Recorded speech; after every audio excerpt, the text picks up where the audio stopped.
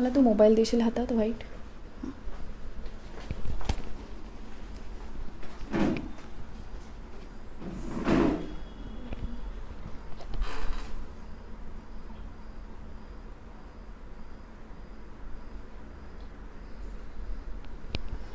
सुरू करूयात.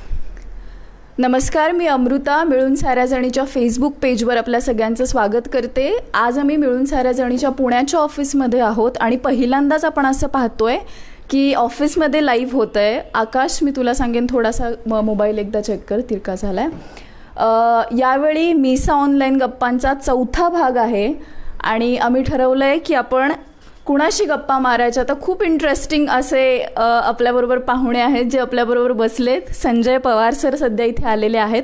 आज 4थ्या भागामध्ये आपण त्यांच्याशी गप्पा मारणार आहोत. आपण त्यांना वर्षानुवर्ष पाहतोय, त्यांच्या कामातून पाहतोय, त्यांच्या नाटकांमधून पाहतोय. स्क्रीन प्ले रायटर, त्यांचे कॉलम्स देखील आहेत ज्याच्यातून ते खूप परखड आणि खूप स्ट्रेट फॉरवर्ड लिहितात. खूप उत्तम नाटकं त्यांनी लिहिलेली आहेत. खूप छान छान चित्रपटांचे डायलॉग रायटिंग देखील त्यांनी केलं आहे. सर, तुमचं स्वागत मिळून साऱ्या जणीमध्ये.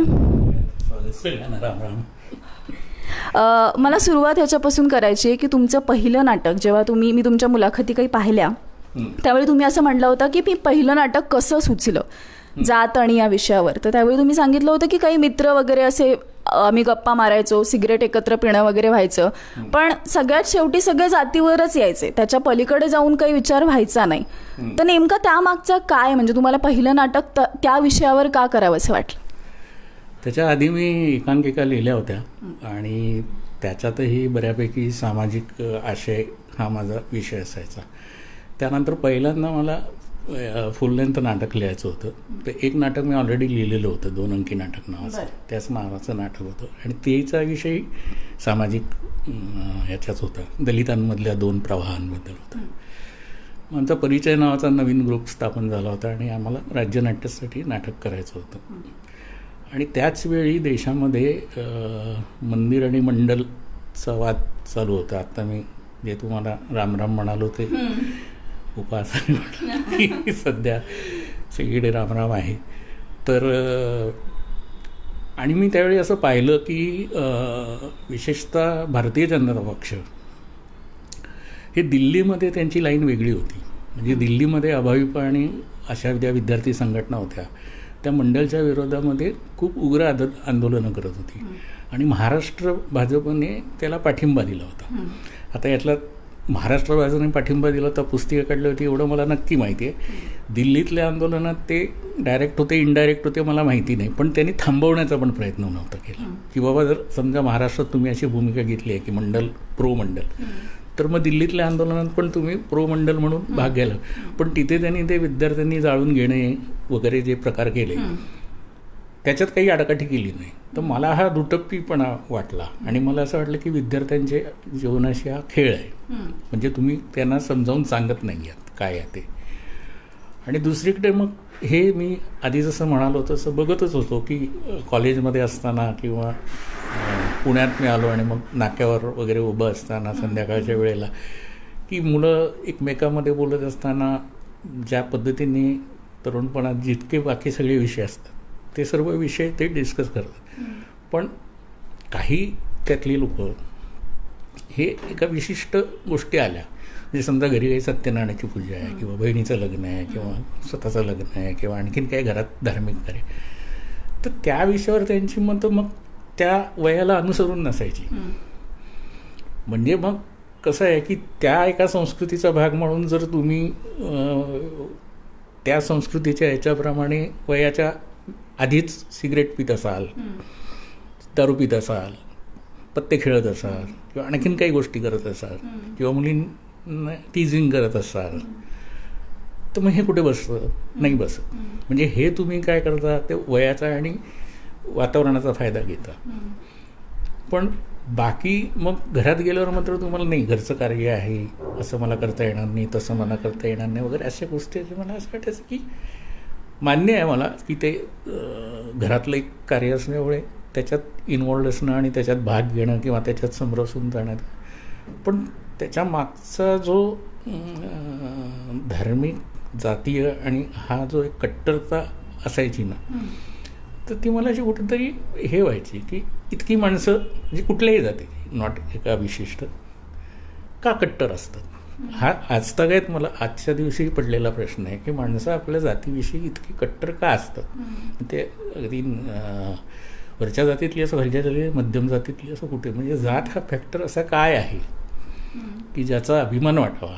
म्हणजे जगामध्ये रेसिझम आहे, पण रेसिझमच्या आपण जेव्हा बघतो तेव्हा श्वेतवर्णीयाने सुद्धा आता त्यात बऱ्यापैकी भूमिका घेतली आहे की नाही आपण तेवढं, म्हणजे मंडेलान वगैरेंच्या मुवमेंटमुळे तर कळलंच, पण आता अमेरिकेत जे झालं त्याच्यातनं पण आपल्याला कळलं की श्वेतवर्णीयांनी आता याचं एवढं आहे नाही आहे, म्हणजे त्याच्यातही कडवे लोक आहेतच.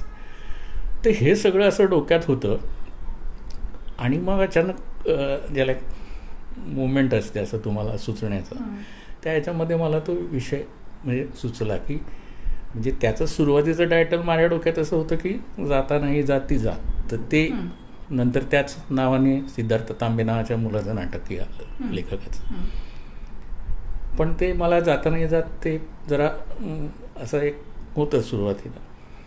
नंतर मला ते कोण म्हणतं टक्का दिला हे जास्त ॲप्रोप्रिएट ह्याच्यासाठी वाटलं की त्याच्यामध्ये जे पासिंग द बग आहे की मी म्हणतो टक्का दिला, मग मी नाही म्हणून ही म्हणते टक्का दिला, ती म्हणते, ते जातचं असं असतं की नाही नाही आम्ही नाही पाळत, म्हणजे आमच्या घरात कोणीच जात पाळत नाही.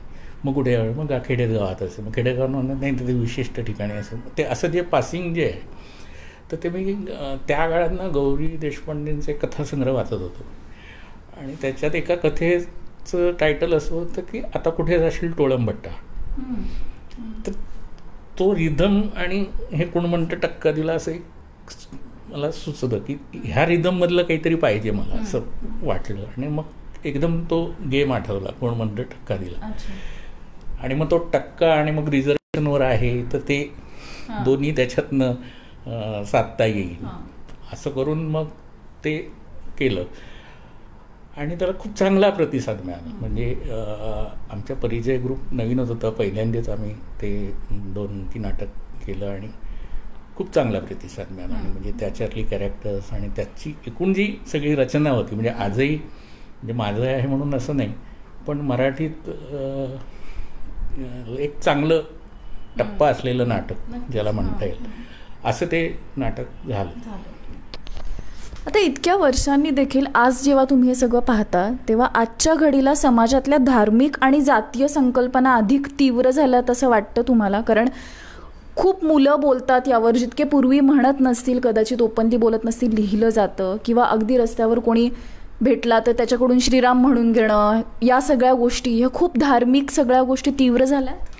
हो, त्या आता झाल्यात, म्हणजे त्या केल्या आहेत तशा. म्हणजे त्याच्या मागे एक सिस्टमॅटिक प्लॅनिंग आहे आणि ते करायला लावलं आहे लोकांना. आणि मग लोकांच्या ते लक्षात येत नाही की आपल्याला अशा पद्धतीने त्या ह्याच्याकडे ढकलत नेलेलं आहे. म्हणजे जे झुंडीचं मानसशास्त्र असतं त्या झुंडी तयार केल्या गेलेल्या आहे आणि त्याच्यासाठी जी प्रतीकं आणि जे काही सगळं वापरलं गेलं आहे आणि तो खूप सूत्रबद्ध प्रवास आहे.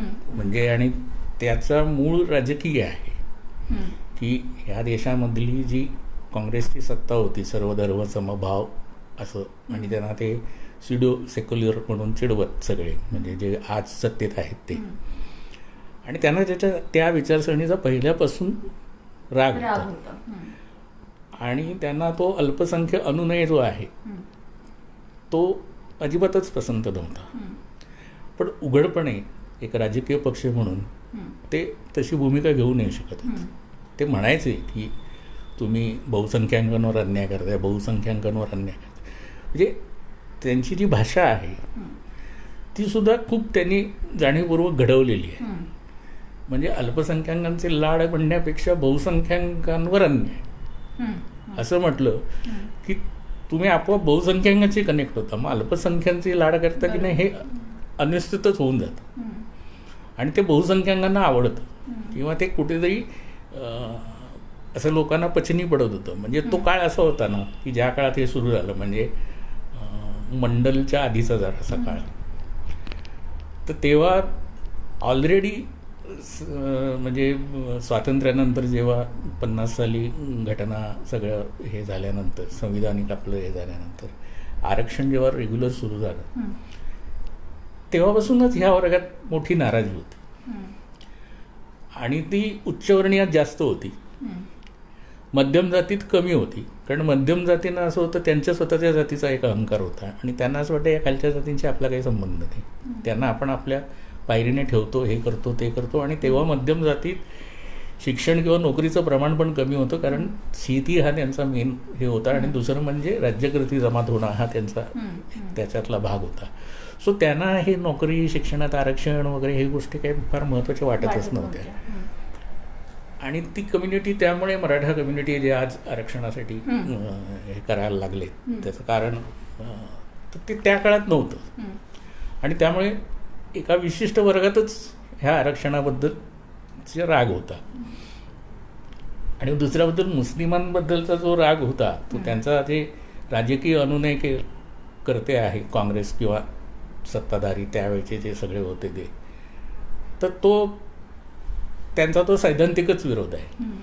कारण त्यांचं असं म्हणणं आहे की हा देश हिंदूंचा आहे आणि इथे राहणारे सगळे हिंदू आहेत आणि त्यामुळे इथले मुस्लिम, ख्रिश्चन, बौद्ध, शीख वगैरे हे सुद्धा हिंदूच आहेत. आणि आणि त्यात त्यांचं असं म्हणणं होतं की मुस्लिम आणि ख्रिश्चन हे ह्या भूमीवरचे धर्म नाही आहेत, त्यामुळे त्यांनी सबस्टँडर्ड भूमिकेने जगावं, म्हणजे त्यांचं नागरिकत्व दुय्यम मान्य द्यावं आणि त्यांनी ह्यांच्या आश्रयाखाली राहावं, अशी एक त्यांची विचारधारा आहे. ओपनली मांडताना ते असं मांडत नाहीत, हे त्यांच्या कोर याच्यामधनं पसरवलं जातं. पण ओपनली ते असं नाही म्हणत. असं ओपनली फक्त असं म्हणतात की बाबा हे हिंदू आणि सगळे हिंदूच आहेत आणि हिंदूंचंच राज्य आहे वगैरे वगैरे वगैरे. तर त्यामुळे ह्या सगळ्या पार्श्वभूमीवरनं की जेव्हा हे सगळं ह्या पद्धतीने सगळं सुरू झालं आणि मग 90 नंतर ते मंदिरवाद आणि या सगळ्या ह्याच्यातनं हळूहळू त्यांनी सिस्टमॅटिकली त्यांच्या लक्षात आलं की आता आपल्याला संधी आहे की इतक्या वर्षाची. कारण साधारण राजीव गांधींच्या हत्येनंतर एकपक्षीय राजवट, म्हणजे खरं तर इंदिरा गांधींच्या हत्येनंतरच एकपक्षीय राजवटीचं हे कमी होत आलं आणि मग आघाडींची सरकार सुरू झाली केंद्र पातळीवर. आणि त्या केंद्र पातळीवर आणि त्यातल्याच एका पर्वामध्ये व्ही.पी. सिंगांनी मंडल आयोग आणला. आणि मंडल आयोगानंतर काय झालं, म्हणजे मंडल आयोगाचा मूळ उद्देश असा होता जेव्हा तो स्थापन केला आणि त्याचा अहवाल मागवला होता की ज्या अनुसूचित जाती, जमाती, भटक्या, विमुक्त यांच्याशिवाय मध्यम जाती आणि इतर जाती ज्या आहेत, हिंदू मागास, त्यांची सामाजिक, आर्थिक आणि बाकीची स्थिती काय आहे ह्याचं एक सर्वेक्षण करावं, म्हणजे त्याला अनुसरून काही विकासात्मक किंवा धोरणात्मक कार्यक्रम आखता येतील. ह्यासाठी त्याचं एक सर्वेक्षण केलं गेलं. पण त्यातनं झालं काय, तो जो सामाजिक आशय आहे तो राहिला बाजूला. आणि त्यातनं ह्या सर्व जाती ज्या आहेत त्या काहीतरी 3,000 3,500 जाती त्यांनी फाइंड आउट केल्या होत्या. त्यातनं प्रत्येक जातीला आपली लोकसंख्या कळली. आणि लोकसंख्या कळल्यानंतर त्याच्यानंतरची जी आघाडीची सरकार होती तेव्हा त्यांना असं झालं की ते बार्गेनिंग पॉवर आली की आमच्या जातीची इतकी मतं आहे. मग प्रत्येक पक्षातले त्या जातीचे लोक ते अग्रणी, मग माळी असतील, कुर्मी असतील, यादव असतील, हे असतील, म्हणजे जे जयप्रकाश नारायणांच्या झेंड्याखाली एकत्र आलेले मुलायम सिंग असतील, लालू यादव असतील, पासवान असतील, नितीश कुमार असतील, की जे एका ब्रॉडर पर्स्पेक्टिव्हमध्ये एकत्र आलेलं संपूर्ण क्रांतीसाठी, ते नंतर यादव, कुर्मी वगैरे असे म्हणून वेगळे झाले आणि सशक्त झाले. आणि मग तेच आयडेंटिटी घेऊन पक्ष चालला. आणि मग तिथून हे सगळं विस्कटत गेलं. आणि मग असं झालं की तोपर्यंत जे स्वातंत्र्यानंतर किंवा स्वातंत्र्य आधीपासून जी जाती निर्मूलनाच्या ज्या वेगवेगळ्या चळवळी झाल्या, अगदी फुले शाहू आंबेडकरांच्यापासून ते नंतर अगदी बाबा आढावांपर्यंत, किंवा नामांतराची चळवळ असेल, आणखीन सत्यशोधक असेल, ब्राह्मणेतर चळवळ असेल, शेतकरी कामगार, ह्याच्यातनं जे एक असं तयार होत होतं मत प्रागतिक परिवर्तनवादी असं, म्हणजे मग रूढी परंपरा किंवा हे याच्यातनं जर आपण बाहेर यायला पाहिजे, याच्यातनं काही गोष्टी आपण अवॉइड केल्या पाहिजे, अशा यायला जे लोक येत होती ना ती एकदम युटर्न केला त्यांनी. आणि आता ना हट्टाला पेटलेत लोक, तुम्ही नाही म्हणता ना मग आम्ही करणार. मला याच संदर्भात तुम्हाला एक असं विचारायचं आहे, थोडंसं असं होऊ का आम्ही, म्हणजे फ्रेम दिसे थोडंसं इकडे असे व्हा सर, कॅमेराकडे पाहू. ओके. पॉलिटिकल ॲक्टिव्हिस्ट आणि रायटर यामध्ये एक बॅलन्स साधावा लागतो. त्याच्याकडे तुम्ही कसे पाहता? हा बॅलन्स साधणं तुम्हाला अवघड वाटतं? कारण कुठेतरी नाटक लिहिताना किंवा फिल्मवर काम करताना आपली आयडिओलॉजी मध्ये येऊ नये किंवा यावी, किंवा मग आपण लिहितो ते त्याच्यापेक्षा खूप वेगळं नसावं. हा बॅलन्स कसा साधता तुम्ही? नाही, मला कधी याची अडचण नाही आली. म्हणजे आमच्या काळामध्ये एक शब्द नव्याने रूढ झाला आणि तेव्हा त्याची खूप चर्चा की कलेला सामाजिक बांधिलकी असावी का वगैरे वगैरे.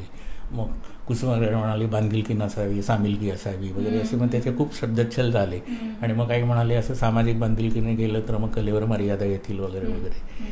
तर मला कधीच असं काही वाटलं नाही, कारण कुठल्याही कलेमध्ये म्हणजे चित्रकला असो, नाट्यकला असो, सिनेमा असो, कोणी असो, त्याचा जो कर्ता असतो किंवा त्याचा जो क्रिएटर असतो, म्हणजे नाटककार असेल, नाटकामध्ये सिनेमामध्ये दिग्दर्शक असेल, चित्रकलेमध्ये पेंटर असेल, तर तो त्याचं एक स्टेटमेंट करत असतो त्याच्या कलेतून. कधी ते उघड असतं, कधी ते हिडन असतं, कधी ते अशा पद्धतीने असतं की ते त्या कलेच्या एका कलाकृतीत नसतो ते मांडतो आणि ते आवश्यक असतं. ते नसेल तर त्या कलाकृतीला बेस मिळत नाही.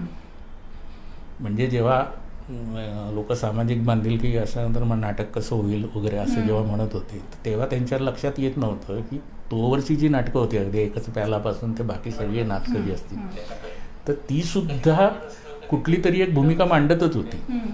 मग कुटुंब संस्थेची असतील, लग्न संस्थेची असतील किंवा कुठल्या एकत्र कुटुंब, कुठला तरी एक विचार ती मांडतच होती ना. म्हणजे तो विचार त्या बांधिलकीशीच संबंधित होता. तर असं असताना मग मला असं नेहमी वाटायला लागलं की मी जो विचार मांडतोय तो परिवर्तनाचा विचार आहे. आणि परिवर्तन हे नैसर्गिकरित्याच आवश्यक असतं. म्हणजे माझा सगळ्यात जास्त फायदा मी याचा मानतो की मी 10वी नंतर जे स्कूल ऑफ आर्टला गेलो आणि मी कमर्शियल आर्टमध्ये ग्रॅज्युएट झालो. पण जेचा कॅम्पसमध्ये आम्ही पेंटिंग, स्कल्पचर असं सगळेच बघत होतो किंवा शिकत होतो. तर चित्रकार म्हणून मला एक ज्या जाणीवा झाल्या ना, त्यातनं मला ही गोष्ट कळली की परिवर्तन अटळ आहे. आणि जर तुम्हाला नवीन काही घडवायचं असेल तर आधीचं तोडायला लागेल किंवा आधीचं भुईसपाट करायला लागेल तरच नवीन काहीतरी उभं राहील. तर हा जो कुठल्याही कलेतला थॉट आहे ना, मग तुम्ही अगदी शास्त्रीय संगीतात पण बघा, त्यामध्ये ज्या लोकांनी प्रयोग केलेत, कुमार गंधर्व किंवा आणखीन अशी किशोरी आमोणकर किंवा असं, मी काय त्याच्यातलं फार दर्दी हे नाही, पण त्यांना ह्यातनं जावं लागलं की ह्या पद्धतीचे बाबा एक ठराविक नियम नाही, हे बदलायला पाहिजे, ह्याच्यात काहीतरी बदल करायला पाहिजे. चित्रकलेत तो झाला, सगळ्याच कलेत तो झाला. तो झाल्याशिवाय नवीन काही निर्मितीच होऊ शकत नाही. तर हे जेव्हा एक मूळ सूत्र, आणि हे मला वाटलं की नेचरमध्येच आहे की झाडाला पालवी फुटते किंवा कोंब फुटतं किंवा पारंब्या खाली परत मुळं होऊन येतं. म्हणजे मी असं माझी एक छोटी सिरियल केली होती, त्या एका कॅरेक्टरला म्हणतो की निसर्गाकडनं आपण काही शिकतच नाही, म्हणजे निसर्गातच परिवर्तनाचे आहे. पण त्याच्या उलट शंकराचार्यासारखे लोक म्हणतात की निसर्गातच असमानता आहे, निसर्गातच विषमता आहे. तसं पण निसर्गामध्ये जी एक एकरूपता आहे आणि एक जे आहे हे आपण बघतच नाही. म्हणजे रंगांमधला जो भाग आहे, इंद्रधनुष्याचा जो भाग आहे, तर मला त्यामुळे असं नेहमी वाटायचं की मला जर एक विचार मांडायचा आहे आणि हे एक माध्यम आहे. कारण चित्रकलेमध्ये सुद्धा कसं की रंग हे माध्यम होतं, रेषा हे माध्यम होतं. तर मला असं वाटलं की शेवटी माध्यम हे माध्यम असतं. म्हणजे पेन्सिलीने मी काय काढणार हा माझा आशय आहे, ते मी काही करू शकतो, मी ते गिरबडवू शकतो किंवा काही करू शकतो. तसंच रंगांचं पण आहे. आणि शेवटी ते कोणापुढे मांडणार आहे आणि त्याच्यातनं मला काय म्हणायचं आहे हा सर्वस्वी माझा अधिकार आहे. तर मग मी का मागे राहू? म्हणजे जेव्हा आम्ही नाटकं करत होतो त्या काळात असं एक हे होता की असं बांधिलकीचं नाटक आणि अमुक तमुक असं किंवा हे नाटक हे प्रचाराचं माध्यम नाही आहे. तर म्हटलं का नाही, जे जे कम्युनिकेशनचं माध्यम आहे ते प्रचाराचं माध्यम होऊ शकतं. तुम्हाला तो ऐकायचा नसेल नका ऐकू, पण तुम्ही असं नाही म्हणू शकत की ह्याच्यातनं तुम्ही प्रचार नाही करायचा. मला प्रचारच करायचा, तो मी प्रचारकी पद्धतीने करतोय, कलात्मक पद्धतीने करतोय, तथाकथित इंटू इन्व्हर्टेड कॉमा कलात्मक, काय एक विचार प्रवर्तक पद्धतीने करतोय. मला काहीतरी एक मेसेज लोकांना द्यायचाच आहे ना. तुम्ही कुठल्याही म्हणजे अगदी त्यावेळेच्या बाळकुलटकरांच्या वाहतो ही दुर्वांची जोडीमधनं पण त्यांना काहीतरी एक मेसेज द्यायचाच होता ना. सो मलाही द्यायचा आहे.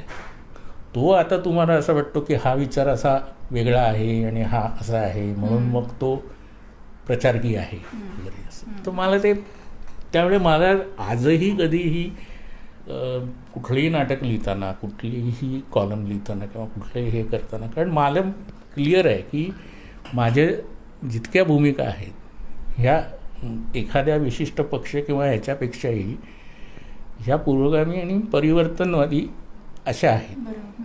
म्हणजे ते मांडणारे जेवढे पक्ष आहेत त्या सर्व पक्षांशी मी रिलेट करू शकतो, पण ते न मांडणारे जे पक्ष आहेत त्यांच्याशी मी रिलेट नाही करू शकत. आणि मला असं वाटतं की तुम्हाला परिवर्तन हे करावंच लागतं.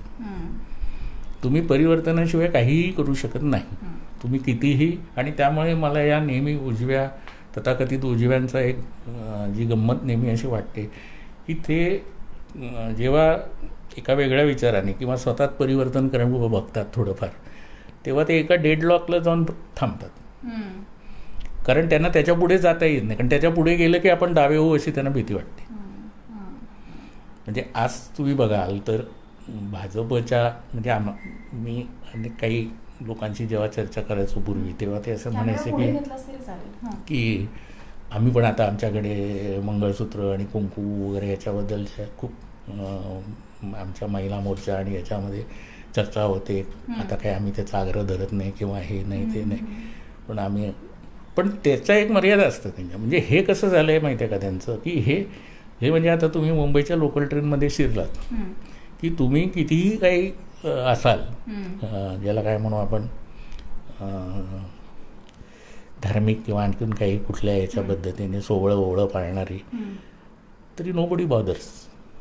तुम्ही पार्थिवावर खाली उतरले होता घरी जाऊन आंघोळ कराल, पण तिथे तुम्ही काहीच नाही करू शकत. म्हणजे रेट्याने आलेल्या सुधारणा आपल्याकडे फार झाल्या, मनाने खूप कमी केलेले.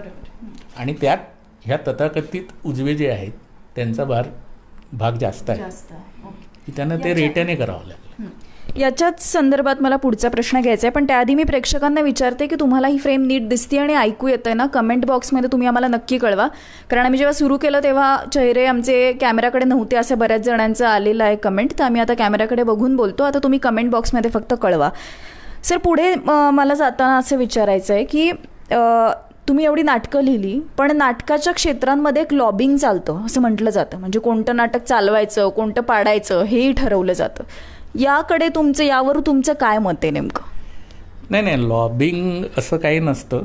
आणि लॉबिंग म्हटलं तर सगळीकडेच आहे आणि कुठेच नाही. अगदी बरोबर. म्हणजे आता सुशांत सिंग राजपूतचं जे काही चाललंय तर फिल्म इंडस्ट्रीमध्ये पण ते लॉबिंग आहे असं म्हणतात. लॉबिंग हे कुठे नाही असं नाही आहे, आणि लॉबिंग कुठे आहे असंही नाही. म्हणजे ते मी टूच्या वेळी कसं झालं होतं तसं आहे की ते आहे का तर आहे, नाही आहे का तर नाही आहे, असं दोन्ही बाजूंनी लोक बोलत होती. म्हणजे तर तसंच आहे ते की शेवटी फेवरिझम आणि हे ते म्हणजे लॉबिंगपेक्षाही मी असं समजते. आणि शेवटी काय होतं, कलाकृती जी असते ती तुम्ही त्याला कोणी रोखू नाही शकत. म्हणजे फॉर एक्झाम्पल मी तुम्हाला सांगतो, यदा कदाचित सारखं नाटक होतं, ते धोधो चाललं नाटक, खूप त्याचे 1000 प्रयोग तरी जास्त जास्तच झाले. मध्येच सनातन संस्थेला एकदम त्याच्यावर ऑब्जेक्शन घ्यावंसं वाटलं आणि त्यांनी त्याच्या विरोधात आंदोलनं केली, थिएटरला धमक्या दिल्या, मग ते बरेचसे हे झालं. मग ठाण्याला त्यांनी गडकरी रंगायतांमध्ये बॉम्बस्फोट पण झाले, म्हणजे छोटे स्फोट अगदी मोठ्या पातळीवर नाही. आता माझा मुद्दा तिथे येतो की संतोष पवार सकट त्यात काम करणाऱ्या लोकांसकट ते नाटक इतक्या हजारोच्या म्हणजे हजारो प्रयोग जे झाले ते काही मुसलमान आणि ख्रिश्चनांसमोर नाही झाले ना. ते प्रेक्षक हिंदूच होते, त्यांचेच देव होते, त्यांचंच त्या महाभारताची पॅरडी होती. आणि ही आपल्याकडच्या तमाशापासून लोकांना ह्या पॅरडीची सवय आहे.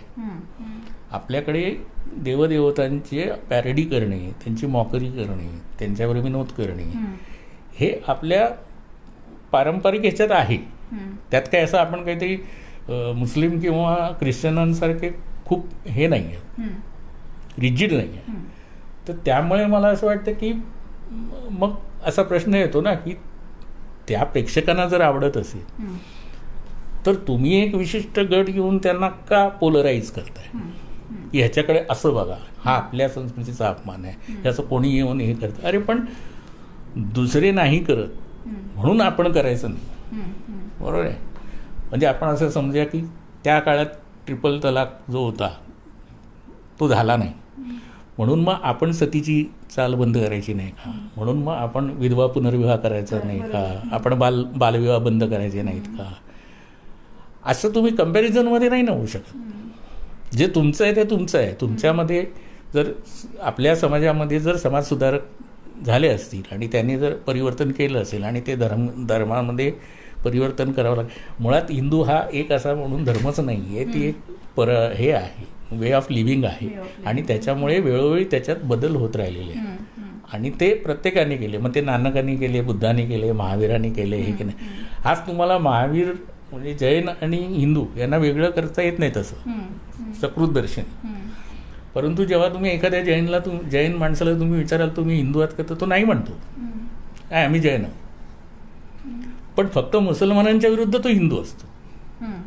आणि हे जे आहे ना की जैन असून मुसलमानांच्या विरुद्ध हिंदू आहे, शीख असून मुसलमानांच्या विरुद्ध तो हिंदू, हे पसरवलं गेलेलं आहे. एक असा सध्याच्या काळात हा एक मुद्दा येतो की विचार स्वातंत्र्याची एक किंमत मोजावी लागते. तुम्ही अक्षरनावामधले तुमचे असू देत किंवा तुम्ही पहिले महानगरमध्ये लिहायचा, त्याच्यानंतर तुम्ही लोकसत्तामध्ये लिहित होता माझ्या मते, बरोबर. तर हे सगळं लिहित असताना आजच्या काळामध्ये जेव्हा खूप जास्त ट्रोल केलं जातं, खूप जास्त धमक्या दिल्या जातात आणि हे म्हटलंच जातं की विचार स्वातंत्र्याची किंमत मोजावीच लागते. म्हणजे आपण दाभोळकर, कलबुर्गी, पानसरे आणि गौरी लंकेश सगळं पाहिलंय. सो जेव्हा असं सगळं समाजात होतंय, धमक्या येत आहेत, तेव्हा देखील हे एक डोक्याला कफन बांधून असं लिहिणं जे आहे, तुम्हाला कधी वाटत नाही याची भीती की बाबा नाही हे सगळं होतंय? माहिती आहे का, मी सोशल मीडियावर नाहीच आहे कुठे, म्हणजे पहिल्यापासून. मी आता 3 वर्ष व्हॉट्सअप पण बंद केलं आहे आणि मेल पण मी फारसं बघत नसे त्या काळात. म्हणजे आता पण फार बघतो असतला भाग नाही. ते जे हेट ईमेल्स असणार किंवा असं जे असतं ना की जे अशा लिहिणाऱ्यांना जे येतात किंवा सोशल मीडियावर, तर मी लक्षच देत नाही. म्हणजे माझे कोणी प्रेझिंग केलं, म्हणजे कोणाला आवडलं लेख तरी मी त्याला उत्तर देत नाही अनेकदा की धन्यवाद धन्यवाद वगैरे असं. मग कधीतरी 2-3 महिन्यांनी उघडला मेल आणि दिसलं तर हो बाबा थँक्यू. तर त्यामुळे काय झालं की जेव्हा तुम्ही त्याला रिॲक्टच करत नाही, म्हणजे जसं संघची ही पद्धत आहे लक्षपूर्वक दुर्लक्ष करायची, तर तीच मी वापरेल की. आणि मला एक काय झालं माहिती आहे ना, माझ्या लिखाणामध्ये मी कायम एक हे सूत्र ठेवलं की मी कधी बिलो द बेल्ट लिहिलं नाही, मी उगाच आगपाकड केली नाही. मी ज्याला आपण म्हणतो ना की वर्मावर बोट ठेवणं, म्हणजे असं पिन पॉईंटली म्हणजे दुखत्या नसीवर बोट ठेवायचं. त्याने काय होतं, त्याने माणूस जागच्या जागी तडफडतो, तो रिॲक्ट नाही करत. आणि माझ्या सगळ्या लेखनामध्ये ना, म्हणजे मला ते त्या विचारधारेच्या लोकांनी हे सांगितलं आहे की काय होतं की तुमच्या लेखावर रिॲक्ट नाही करतायत, कारण तुम्ही त्यात जे मांडलेलं असतं ना, म्हणजे अगदी मी त्या महानगरच्या काळात शिवसेनेवर लिहिलेलं होतं, तर ते अनेक शिवसैनिकांनाच पटायचं किंवा अशा पद्धतीने. म्हणजे अगदी कोण म्हणतं टक्का दिला आल्यानंतर भाजपच्या अनेक लोकांनी मला पत्र लिहून अभिनंदन केलं होतं, कारण त्यांना असं वाटलं की येस हे आहे, म्हणजे हे आपल्या समाजातले दोष आहेत आपल्या ह्याच्यात. तर असं जेव्हा होतं ना तेव्हा ट्रोलिंग नाही होत. म्हणजे जे कोणाला ट्रोल करतात ते वाईटच आहे, पण काही वेळा कसं होतं की मी त्या एकतर मी उत्तरं द्यायला जात नाही आणि दुसरं म्हणजे एकतर मी तितका टेक्नो सॅव्ही पण नाही आणि तितका ज्याला काय म्हणूया आपण की असा खूप माझ्या लेखन किंवा ह्याच्यावर काही आला प्रतिसाद तर पटकन त्याला असा रिस्पॉन्स देणारा पण नाही. त्यामुळे लोक चिडतात पण अनेकदा की अरे यांना चांगलं म्हटलं तरी हे लक्ष देत नाही, उत्तर देत नाहीत, काहीच करत नाही. तर मला काय वाटतं माहिती आहे ना की मला नेहमी असं वाटतं की मी जे काही लिहितो किंवा मी जे काही काम करतो किंवा मी काय नाटक किंवा काही जे काय करत असेल ते मला ॲज अ सिटिझन किंवा ॲज अ ह्युमन मला ना माझं एक कामच वाटतं की हे मी केलं पाहिजे. कारण मला जर चित्र काढता येत असेल, मला जर नाटक लिहिता येत असेल, मला सिनेमाचे संवाद लिहिता येत असतील तर मी त्या माध्यमातून जितकं मला ह्या पद्धतीचा विचार स्प्रेड करता येईल तितका मी तो केला पाहिजे.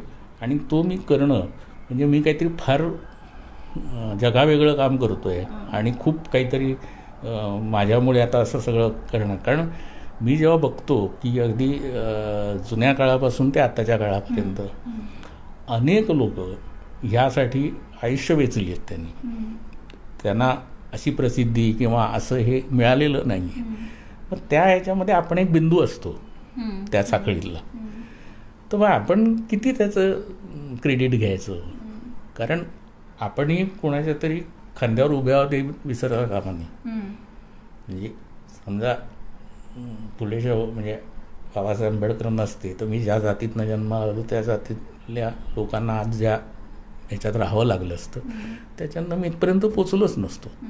तर मग त्यांचं जे काम आहे किंवा त्यांच्याबरोबर त्यावेळच्या लोकांनी जी कामं केली किंवा त्याच्यानंतरच्या काळात सुद्धा अगदी भाऊराव पाटील असेल, अण्णासाहेब, ह्या सगळ्यांचं जर काम आपण पाहिलं ना तर त्याच्यासमोर आपण काहीच करत नाही असं वाटतं. म्हणजे आपण त्या अर्थाने खूप सुखासीन पणे परिवर्तनाचं काम करतो असं मला वाटतं. आणि मग मला असं वाटतं की ठीक आहे, कारण मी ज्या समूहात राहतो, ज्या एका कालखंडात राहतो किंवा ज्या पर्यावरणात राहतो त्या पर्यावरणामध्ये मी जर आहे आणि मला त्या पर्यावरणातल्या लोकांना 4 शब्द सुनवायची किंवा 4 शब्द ऐकवायचे किंवा 4 शब्द त्यांना सांगण्याची जर संधी मिळत असेल तर मी ती घेणार आणि मी ती घेतो आणि त्याचा एक चांगला परिणाम मला दिसतो नेहमी. आणि मला कधीच असं हेट मेल्स किंवा असं तसं काही आलेलं नाही. जे एखाद दुसरं आलं असेल तर मी त्याच्याकडे फार लक्ष दिलं नाही. कारण जेव्हा असं लक्षात येतं ना की तुम्हाला 100 नाही अशा हार्डली 1-2 कोणतरी अशा पद्धतीने तुमच्या विचारांबद्दल मतभेद दाखवतं आणि ते त्याच पद्धतीचे असतात. आता मध्यंतरी मी एक लेख लिहिला होता आणि त्याच्यावर एक औरंगाबादच्या एका ग्रहस्थानी असं लिहिलं होतं की ह्याच्यामध्ये तुम्ही एक जी माहिती लिहिली आहे ती खोटी लिहिलेली आहे वगैरे असं. तर त्याला मी लगेच फोन केला नंबर मिळून आणि म्हटलं की मी तुमचं सगळं बाकी जे मतभेद आहेत ना तुम्ही जे माझ्या लेखावर व्यक्त केलेले मी तुमचे मतभेद म्हणून स्वीकारेन, पण तुम्ही माझं विधान खोटं आहे असं जे म्हटलं ते चुकीचं आहे.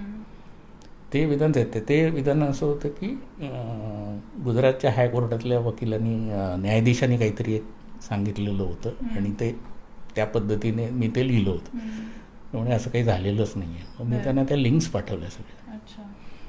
मग तासाभराने त्यांचं हे आलं की तुमचं बरोबर आहे, मी माझ्या ह्याच्यात ते काढलं आहे. पण मी परत त्याला धन्यवाद फार असं नाही तसं काही केलं नाही. कारण मला असं वाटलं की जेव्हा माणसं इतक्या थिल्लरपणाने लिहित असतील ना तर त्यांच्याशी काय संवाद करायचा, आपण आपलं काम करायचं. म्हणजे तुम्ही रिॲक्टच करत नाही बेसिकली अशा ट्रोल्स. की तुम्ही मला खोटं नका सांगू. मी त्यांना म्हटलं मी माझ्या आयुष्यात मला माहिती असल्याशिवाय मी उद्धृत करत नाही आणि काही वेळा मी ससंदर्भ उद्धृत करतो. म्हणजे माझा मित्र बोलला असेल समजा असं तर मी एक माझा अमुक नावाचा मित्र आहे त्यांनी मला असं सांगितलं असं लिहितो. मी कुठलीही गोष्ट अशी दे ठोकून असं नाही लिहित. थोडंसं पुढे जाऊयात. मला तुम्ही जब्बार पटेल यांच्या सिनेमापासून म्हणजे यांच्या चित्रपटांपासून फिल्म क्षेत्रामध्ये पाऊल टाकलं, मुक्ता असेल किंवा आहे. तुम्ही असं देखील म्हणता की माझ्या आयुष्यात 2 डॉक्टर आहेत ज्यांना मी मानतो, बाबासाहेब आंबेडकर आणि जब्बार पटेल. तर जब्बार पटेल यांचं स्थान तुमच्या आयुष्यातलं नेमकं काय? खूप म्हणजे एका युनिव्हर्सिटीसारखं आहे. कारण मला असं वाटतं की ज्या काळात मी नाटक लिहायला सुरुवात केली आणि कोण म्हणतं टक्कारीला ज्या सुमारास आलं त्याच सुमारास डॉक्टरांबरोबर एका डॉक्युमेंटरीच्या निमित्ताने माझी ओळख झाली आणि तोपर्यंत कसं होतं, आम्ही परिचय म्हणून जो ग्रुप होता तर त्यावेळी पुण्यात थिएटर अकॅडमीचं खूप मोठं प्रस्थ होतं. आणि त्यात जब्बार पटेल म्हणजे आणखीन त्याच्यापेक्षा मोठं प्रस्थ होतं. म्हणजे जब्बार पटेल म्हणजे ही जवळजवळ एक ब्रह्मदेव आहे, तो कधीतरीच कोणाला तरी दिसतो वगैरे, अशा त्या काळातल्या एक दंतकथा मजेशीर होत्या. आता त्यातलं काही फारसं उरलं नाही. पण जब्बार पटेल एक फिनॉमिना होता. आणि मला त्यांची नाटकं जी होती तिन्ही, घाशीराम, 3 पैशाचा तमाशा किंवा ही तर आवडलेलीच होती. महानिर्वाण वगैरे पण आवडलेलं होतं. तर त्यांच्याकडे जेव्हा मी त्यांच्याबरोबर काम करायला लागलो तेव्हा त्यांनी ना अनेक गोष्टी, म्हणजे ते एक तर गुरु शिष्य परंपरा मानत नाहीत. म्हणजे त्यांनी मला एकदा सांगितलं की मला ते गुरु शिष्य वगैरे असं काही माझं नसतं. मी कोणाचा गुरु नाही आणि कोणी माझा शिष्य वगैरे नाही. त्यामुळे माझ्याकडे असे मी कोणी असे माझे ज्याला साध्या भाषेत दत्तू म्हणतात तसे काही कोणी तयार केलेले नाही आहेत. पण मी त्यांच्याबरोबर जेव्हा राहिलो आणि त्यांच्याबरोबर काम करत असताना आमच्या ज्या राजकीय, सामाजिक आणि बाकीच्या ज्या काही चर्चा व्हायच्या, त्याच्यानंतर ते माझ्या लिखाणावर ज्या पद्धतीने व्यक्त व्हायचे किंवा काही सांगायचे किंवा ते एखाद्या गोष्टीकडे ज्या पद्धतीने बघायचे, एक तर बेसिकली राजकारणाकडे बघण्याचा त्यांनी माझा दृष्टिकोन जास्त बदलला, विशेषतः सत्तेच्या राजकारणाचा. कारण ते त्यांना तर सगळे चिडवतातच की ते शरद पवारांचे मित्र आहे आणि मग ते काँग्रेसचे आणि ते सरकारी दिग्दर्शक वगैरे असं सगळं. पण त्यांचं असं ते पंढरपूरला त्यांचा जन्म आणि ते दौंडसारख्या ठिकाणी त्यांचं सगळं बरंचसं हे गेल्यावर त्यांचं असं म्हणणं होतं की ग्रामीण महाराष्ट्राच्या मध्ये तुम्ही म्हणजे मुंबई पुण्यासारख्या शहरांतल्या मध्यमवर्गीय लोक ज्या पद्धतीने राजकारणाकडे तुच्छतेने बघतात किंवा राजकारण्यांकडे तुच्छतेने बघतात आणि त्यांनी त्यांची एक म्हणून समज करून घेतलेली आहेत की हे असे अडाणी, ह्यांची भाषा अशी, ह्यांचं हे तसं वगैरे, हे जे आहे तर सत्तेचं राजकारण हे वगैरे ह्या ज्या सगळ्या गोष्टी असतात त्याच्याशिवाय त्यांनी स्वतः एक नाटकांवर एक डॉक्युमेंटरी केलेली आहे. म्हणजे भारतातले सगळे वेगवेगळे नाट्यप्रकार, परदेशातले पण वगैरे, नाटकांवर सुद्धा खूप त्यांनी हे केलं.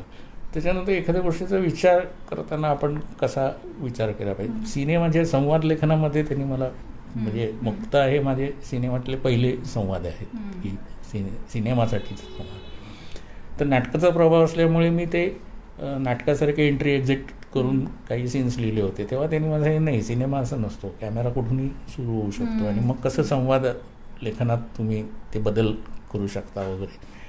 सो अशा काही की गोष्टी ज्या आहेत ते त्यांनी इतक्या अशा, म्हणजे ते काय असं सिलेबससारखं नाही आहे, पण ज्याला म्हणतो ना की तुम्हाला एक असा प्रभाव पडतो तुमच्या सगळ्या ह्याच्यावर.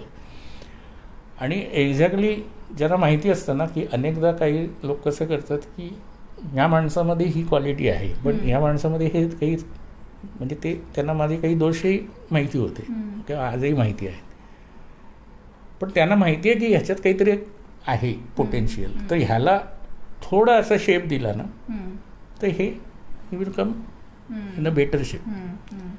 ते त्यांनी केलं आणि ते असं समोरासमोर बसून किंवा आज डॉक्टरांना तुम्ही अमुक सांगा, आज डॉक्टर तुम्ही मला तमुक, किंवा मग त्या प्रोसेसमध्ये तुम्हाला त्यांच्याबरोबर ते कळत गेलं. हां, म्हणजे कधीही आमच्यात असं कधी काही क्वेश्चन आन्सर झालं नाही किंवा काही झालं नाही, पण असं बोलण्यातनं त्यांची काही ऑब्झर्वेशन ते सांगत असताना ऐकताना, म्हणजे दिलीप कुमारचा अभिनय किंवा असं ह्या ज्या गोष्टी आहेत मग त्याच्यात अशा अनेक गोष्टी की ज्या एरवी तुम्हाला असं, आणि ते कसं लागतं, मला कसं झालं स्कूल ऑफ आर्टमध्ये असल्यापासून ना आमच्या एका सरांनी सांगितलं होतं की चित्रकार आणि विशेषतः कमर्शियल आर्टिस्टने ट्रेसिंग पेपरसारखं असलं पाहिजे. त्यांनी त्याच्या मेंदूत एक ट्रेसिंग पेपर कायम पाहिजे की जिथे काही दिसेल ते पटकन त्यांनी ते ट्रेस करून घेतलं पाहिजे, म्हणजे याला ब्लॉटिंग पेपरसारखं. तर ती स्कूल ऑफ आर्टपासून मला सवय लागली होती की ते असं काही एक चमकदार काही दिसलं की ते ब्लॉट करून घ्यायचं, म्हणजे ते ॲब्सॉर्ब करून घ्यायचं की अरे ह्याच्यात एक काहीतरी पॉईंट आहे आणि हा पॉईंट काहीतरी एक वेगळं दिशा देणारा आहे. आणि दुसरं डॉक्टरांची क्वालिटी काय होती, म्हणजे मी अनेक दिग्दर्शक आणि त्यांचे असिस्टंट आणि बाकीच्या गोष्टी बघितलेल्या आहेत, तर डॉक्टरांकडे काहीच असं हे नव्हतं, म्हणजे की हायरार्की किंवा असं काही, म्हणजे ती एक नावाला होती ते कधीच असं असिस्टंटला अशा पद्धतीने वागवायला पाहिजे, तशा पद्धतीने वागवायला पाहिजे वगैरे असं काही नाही. म्हणजे आम्ही त्यांना अनेक दिग्दर्शकांना असं क्रॉस केलेलं आवडत नाही. बरोबर.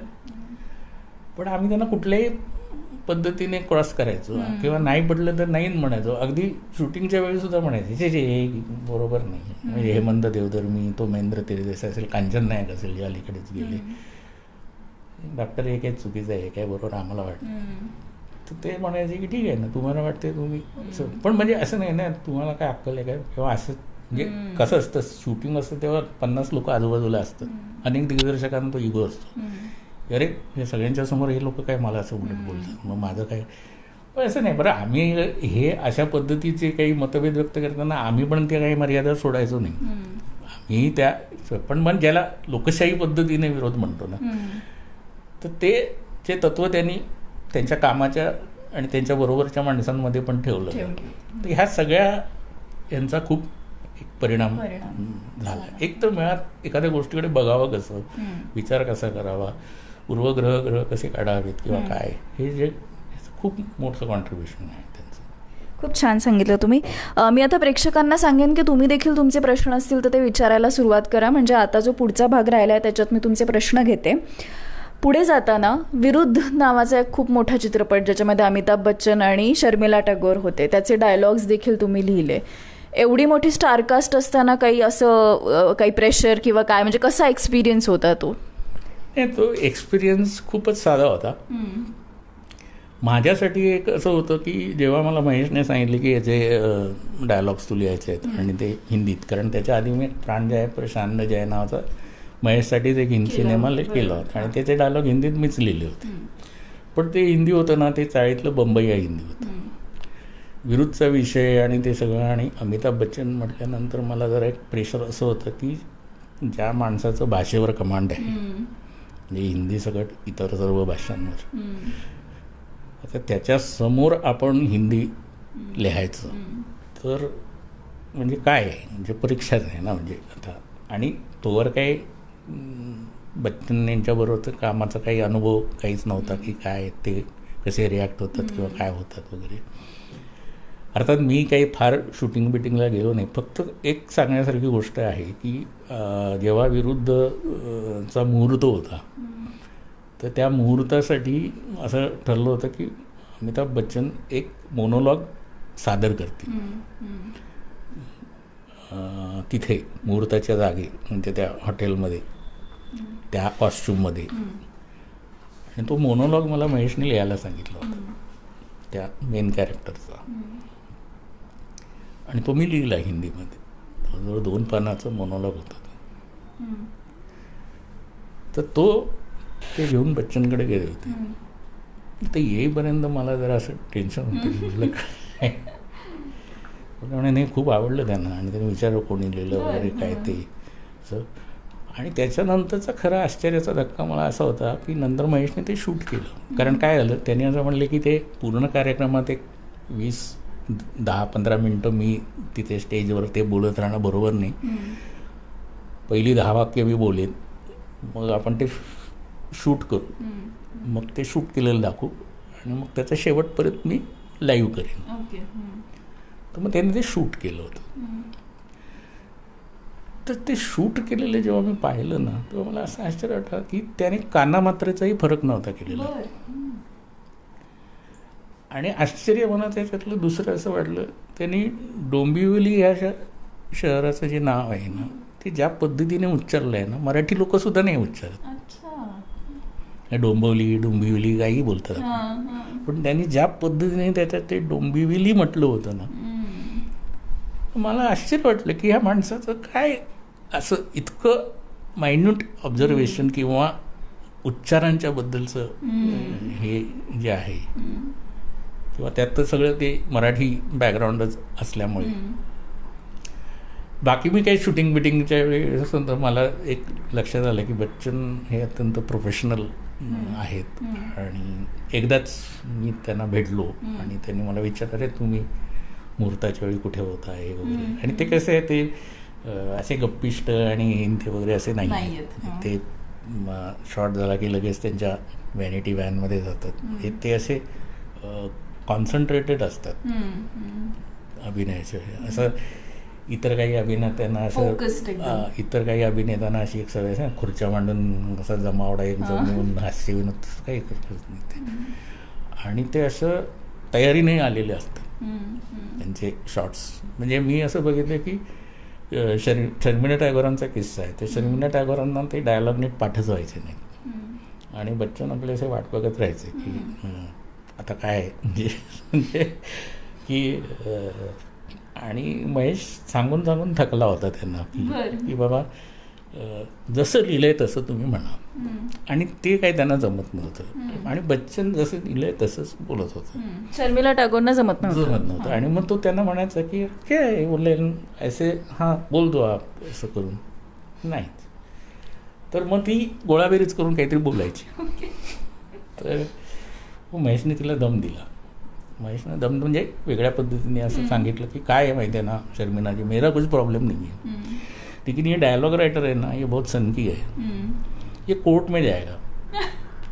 इसने बोला है मेरी लाइन में जरा भी इधर उधर हो गया ना तो मैं बर्दाश्त नहीं कर सकता, तो आप प्लीज़, नहीं तो मेरी फिल्म प्रॉब्लम में आ जाएगी. आणि मग तिला आणि मग बच्चनने म्हणजे थोडासा कॉन्सन्ट्रेट करू असं करून ते झालं. पण म्हणजे हे जे असतं ना की आता म्हणजे तेव्हाही बच्चन असे म्हणू शकले असते. अनेकदा असे हीरोगिरी करतात, अरे क्या यार मैं जाने दो ना, अभी वो क्या बोली है वो ठीक है, ओके उतना क्या जाता है, अभी चलते हैं ना, लेट हो रहा है. कारण ते एकतर सिंग साऊंड होतं त्यामुळे मग ते प्रत्येक वेळी. पण ते कधीही असले हस्तक्षेप असं काही नाही. आणि त्यामुळे तो मी 2-4दा शूटिंगला गेलो होतो. तो जो अनुभव आहे म्हणजे व्यावसायिकता कशी असावी याचं उत्तम उदाहरण आहे. माणूस म्हणून ते किती चांगले वाईट आहे त्याच्यावर वाद होऊ शकतो, पण एक व्यावसायिक अभिनेता आणि अभिनेता म्हणून त्यांच्या इतका दुसरं हे नाही, पर्याय नाही त्याला. खूप छान आठवणी सांगितल्या तुम्ही, या मजा आली ऐकायला. आणि आता कमेंट्स देखील खूप छान छान येतात.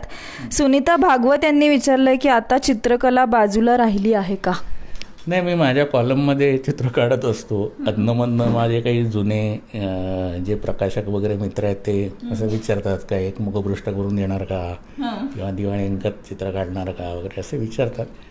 तेवढ्या प्रमाणात नाही राहिलेलं आहे चित्रकला, आता थोडीशी ती बाजूलाच पडली आहे. पण मी जितक्या ठिकाणी कॉलम जवळजवळ 10-12 ठिकाणी कॉलम रायटिंग केलं आहे त्यातलं एखाद दुसरं सोडलं, त्या लोकांनी फोटो वापरले किंवा काहीच वापरलं नाही, तर सगळ्या ठिकाणी मी माझी इलस्ट्रेशन्स केलेली आहेत. आणि ती त्याच्यासाठी केलेली होती की त्या निमित्तानं ते चालू राहील. म्हणजे चित्रकला सुटलेली नाही आहे. तुमच्या प्रश्नाचं उत्तर तुम्हाला मिळालं. नीता शहा यांनी विचारलंय इतर छंद जोपासण्यासाठी वेळ मिळतो का? तुमच्या मंजुश्रीची पोस्टर्स अजून आठवतात? हो, इतर छंद म्हणजे काय, आता मला हे माझा जो व्यवस्था आहे तोच लोकांचा छंद असतो. त्यामुळे अजून याच्यापेक्षा इतर छंद मला जोपासण्यापेक्षा मला ते वेळच नाही मिळाला. म्हणजे मला संगीत खूप आवडतं आणि मला लहानपणापासून काहीतरी एखादं वाद्य वाजवायची इच्छा होती. त्यासाठी शाळेत असताना मी तबला शिकायला गेलोही होतो, पण ते काही नंतर डिस्कंटिन्यू झालं आणि मग ते राहून गेलं. तुमच्या लेखातून तुम्ही वाजवताय. कॉलेजमध्ये असताना वगैरे पण असं माझी एकदा ढोलकी शिकायची इच्छा होती. तर आमच्या घरून जरा एकदम ढोलकी शिकणं म्हटल्यावर एकदम जरा असं यांना वाटलं की हा बॅक टू रूट चालला की काय परत. तर ते आणि दुसरं म्हणजे काय आहे की त्यावेळेचे प्राधान्यक्रम माझ्यासाठी असे होते ना वेगवेगळे की मग ह्या गोष्टी बाजूला राहिल्या की हे आता महत्त्वाचं नाही, हे महत्त्वाचं आहे, हे नाही, हे असं करत करत ते राहून गेलं. आणि कदाचित काय असतं की तुम्हाला त्यात तितक्या पॅशनेटली ते जर वाटत नसेल, म्हणजे वाद्य वाजवायची इच्छा भरपूर आहे बरं, पण पॅशन असेल तर तुम्ही कसंही त्याचं वेळ काढून ते करतात. तर मला असं वाटलं की कदाचित आपली पॅशन ती कमी पडली असावी त्या अशा छंद न जोपासण्यामागे, की नाही तर आपण काहीही करून ते केलं असतं. पण मला खूप संगीताची आवड. मी पूर्वी जेव्हा इथे पुण्यात आलो आणि स्टुडिओ सुरू केला होता माझा स्वतःचा ॲडव्हर्टायझिंगचं, तर मी 24 तास रेडिओ लावून ठेवायचं. म्हणजे पूर्वी मला अशी सवय होती की मागे एक लाऊड म्युझिक लावून मग काम करायचं. आता ते बंद झालं. आता मी ते म्युझिक वगैरे बऱ्यापैकी डिलीट झालं आहे त्याच्यातनं. ते कसं अचानक झालं, म्हणजे जसं ते होतं तसं ते अचानक मलाच असं कधीतरी जाणवतं, अरे आपण इतकं संगीत ऐकायचो त्यावेळी आणि आता अजिबातच ऐकत नाही. म्हणजे आता खरं ते हातात आहे, मोबाईल बिबाईल सगळं, ते इयरफोन वगैरे सगळं, ब्लूटूथ सगळं आहे, पण ते काही होत नाही. म्हणजे मग मी कधीतरी मग असं मधूनच ते ऐकतो असं. आणि मला पहिल्यापासून काय माहिती आहे ना, की साहित्य असो, चित्र असो, नाटक असो, मला ना जे टप्पे आहेत ना त्याच्याबद्दलची एक उत्सुकता कायमची असायची.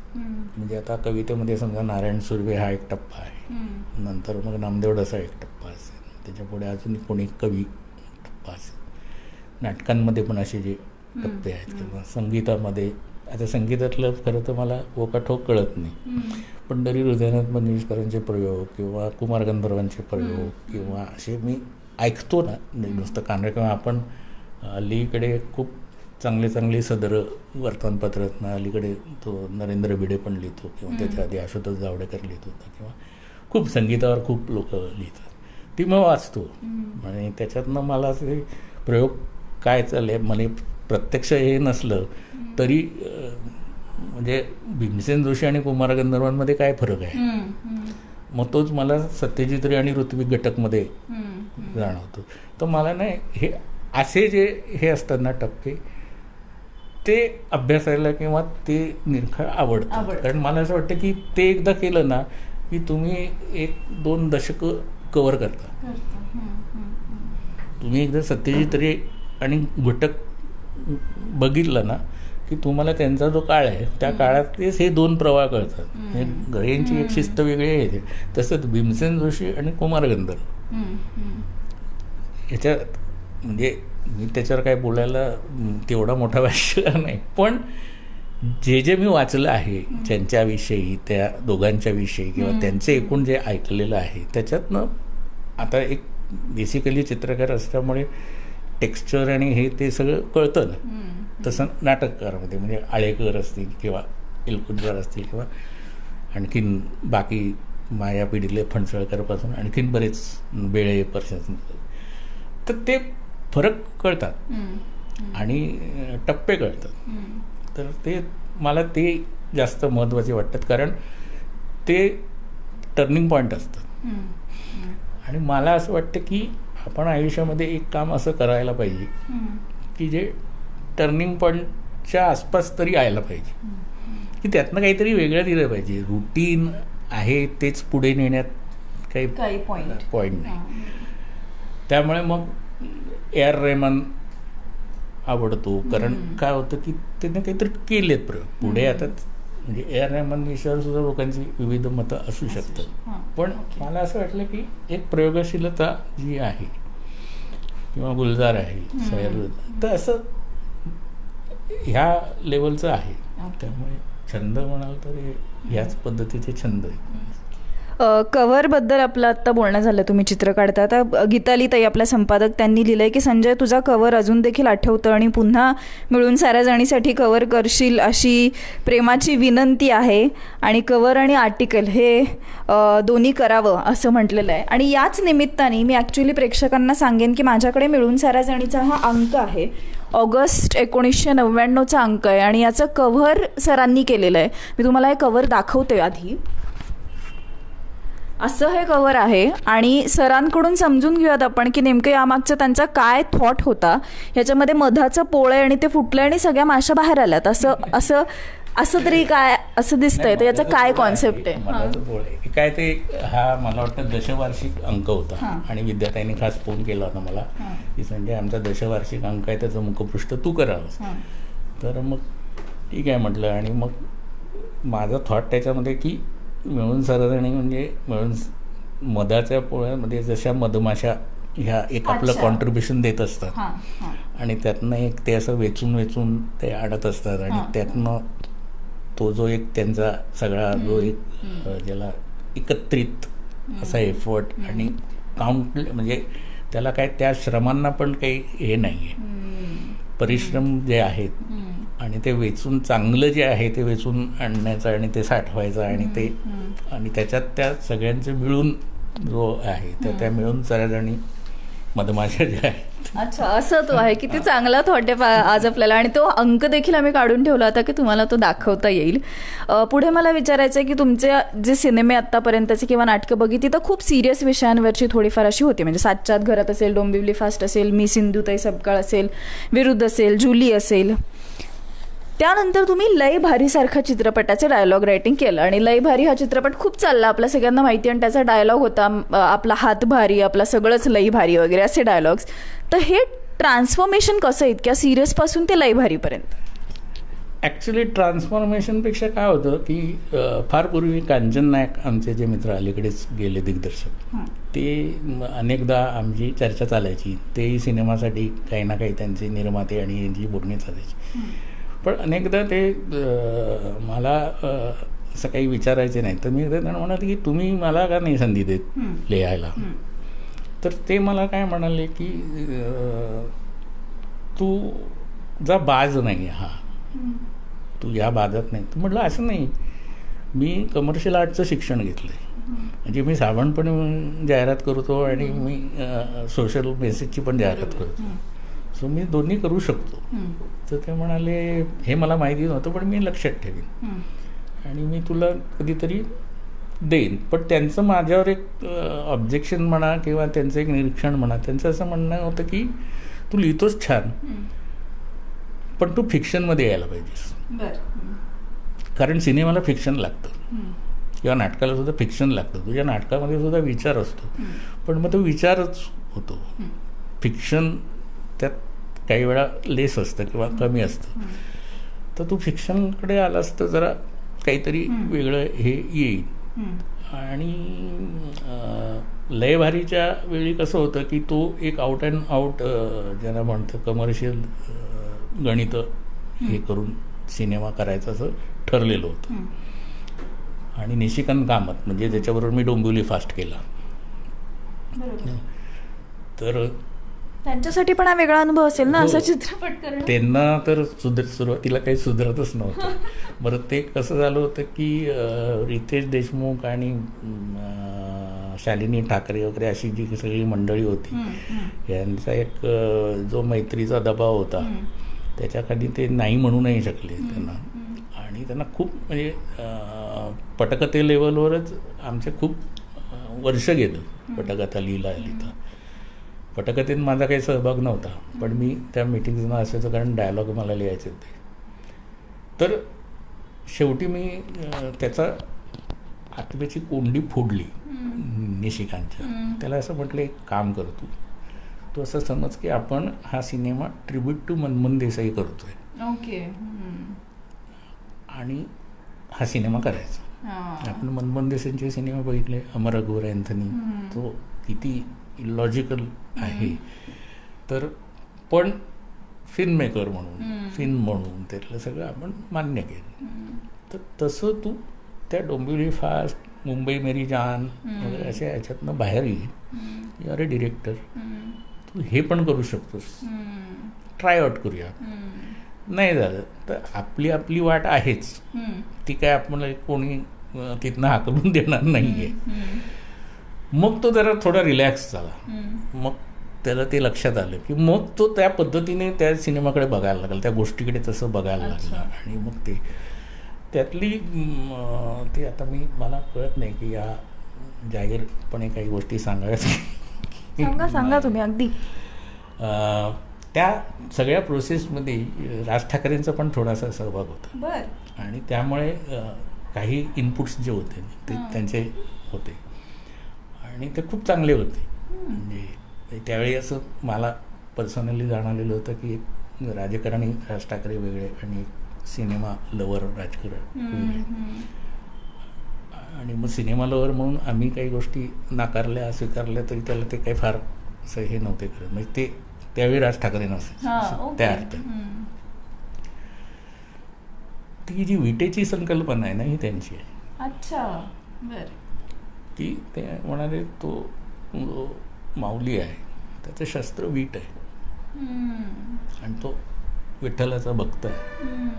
आणि म्हणून मग ते नंतर ते पुढे फाईट सिक्वेन्समध्ये वगैरे ते जे सगळं वापरलं आहे आणि मग ते जे काय सगळं तर मला स्वतःला ते वीट आणि याचं जे रिलेशन आहे ना, कारण मी एक एकांकिका लिहिली होती की ऐन आषाढात पंढरपुरात, की जी विठ्ठल आणि हा कोण चोखा महार यांच्यातला डायलॉग आहे.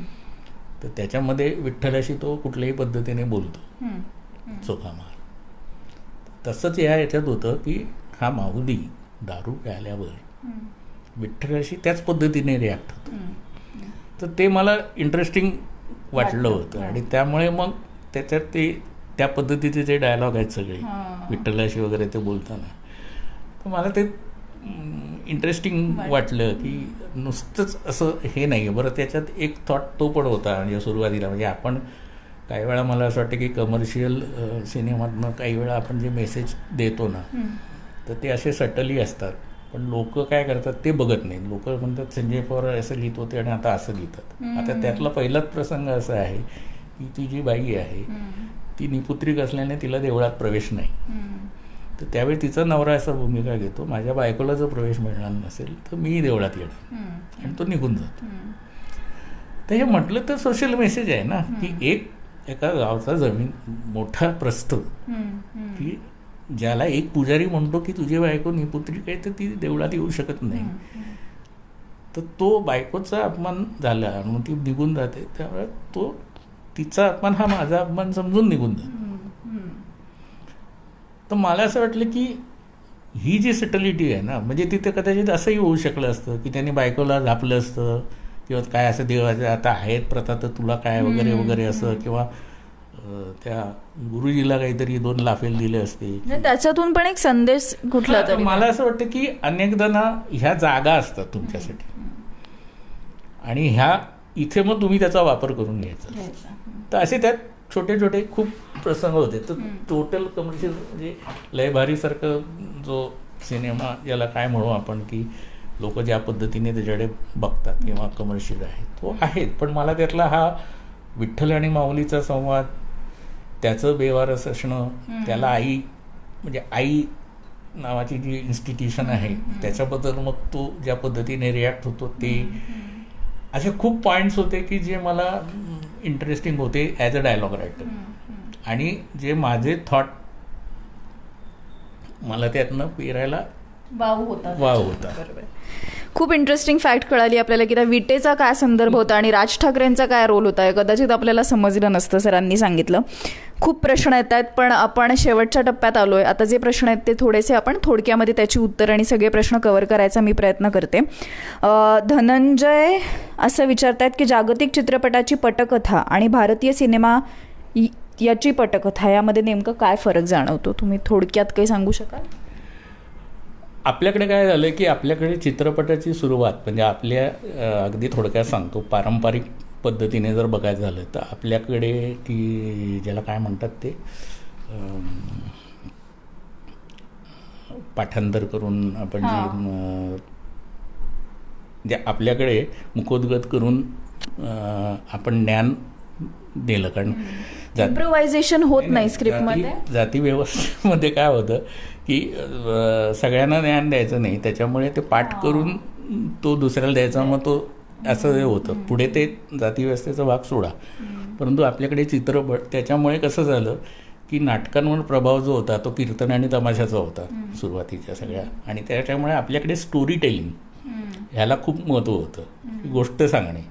आणि मग ती गोष्ट सांगताना आपण ती ड्रॅमॅटाईज करून सांगायचो, आणि त्याचा परिणाम असा झाला की आपल्याकडे दृश्य हे कमी राहिलं आणि बोलपट जास्त झाली. म्हणजे सुरुवातीला भालजी पेंढारकरांच्या काळात तर चित्रपट न म्हणता बोलपटच म्हणायचे, कारण आधी मुखपट होते, त्याच्यानंतर साऊंड आल्यानंतर त्याला बोलपट म्हणायला लागले.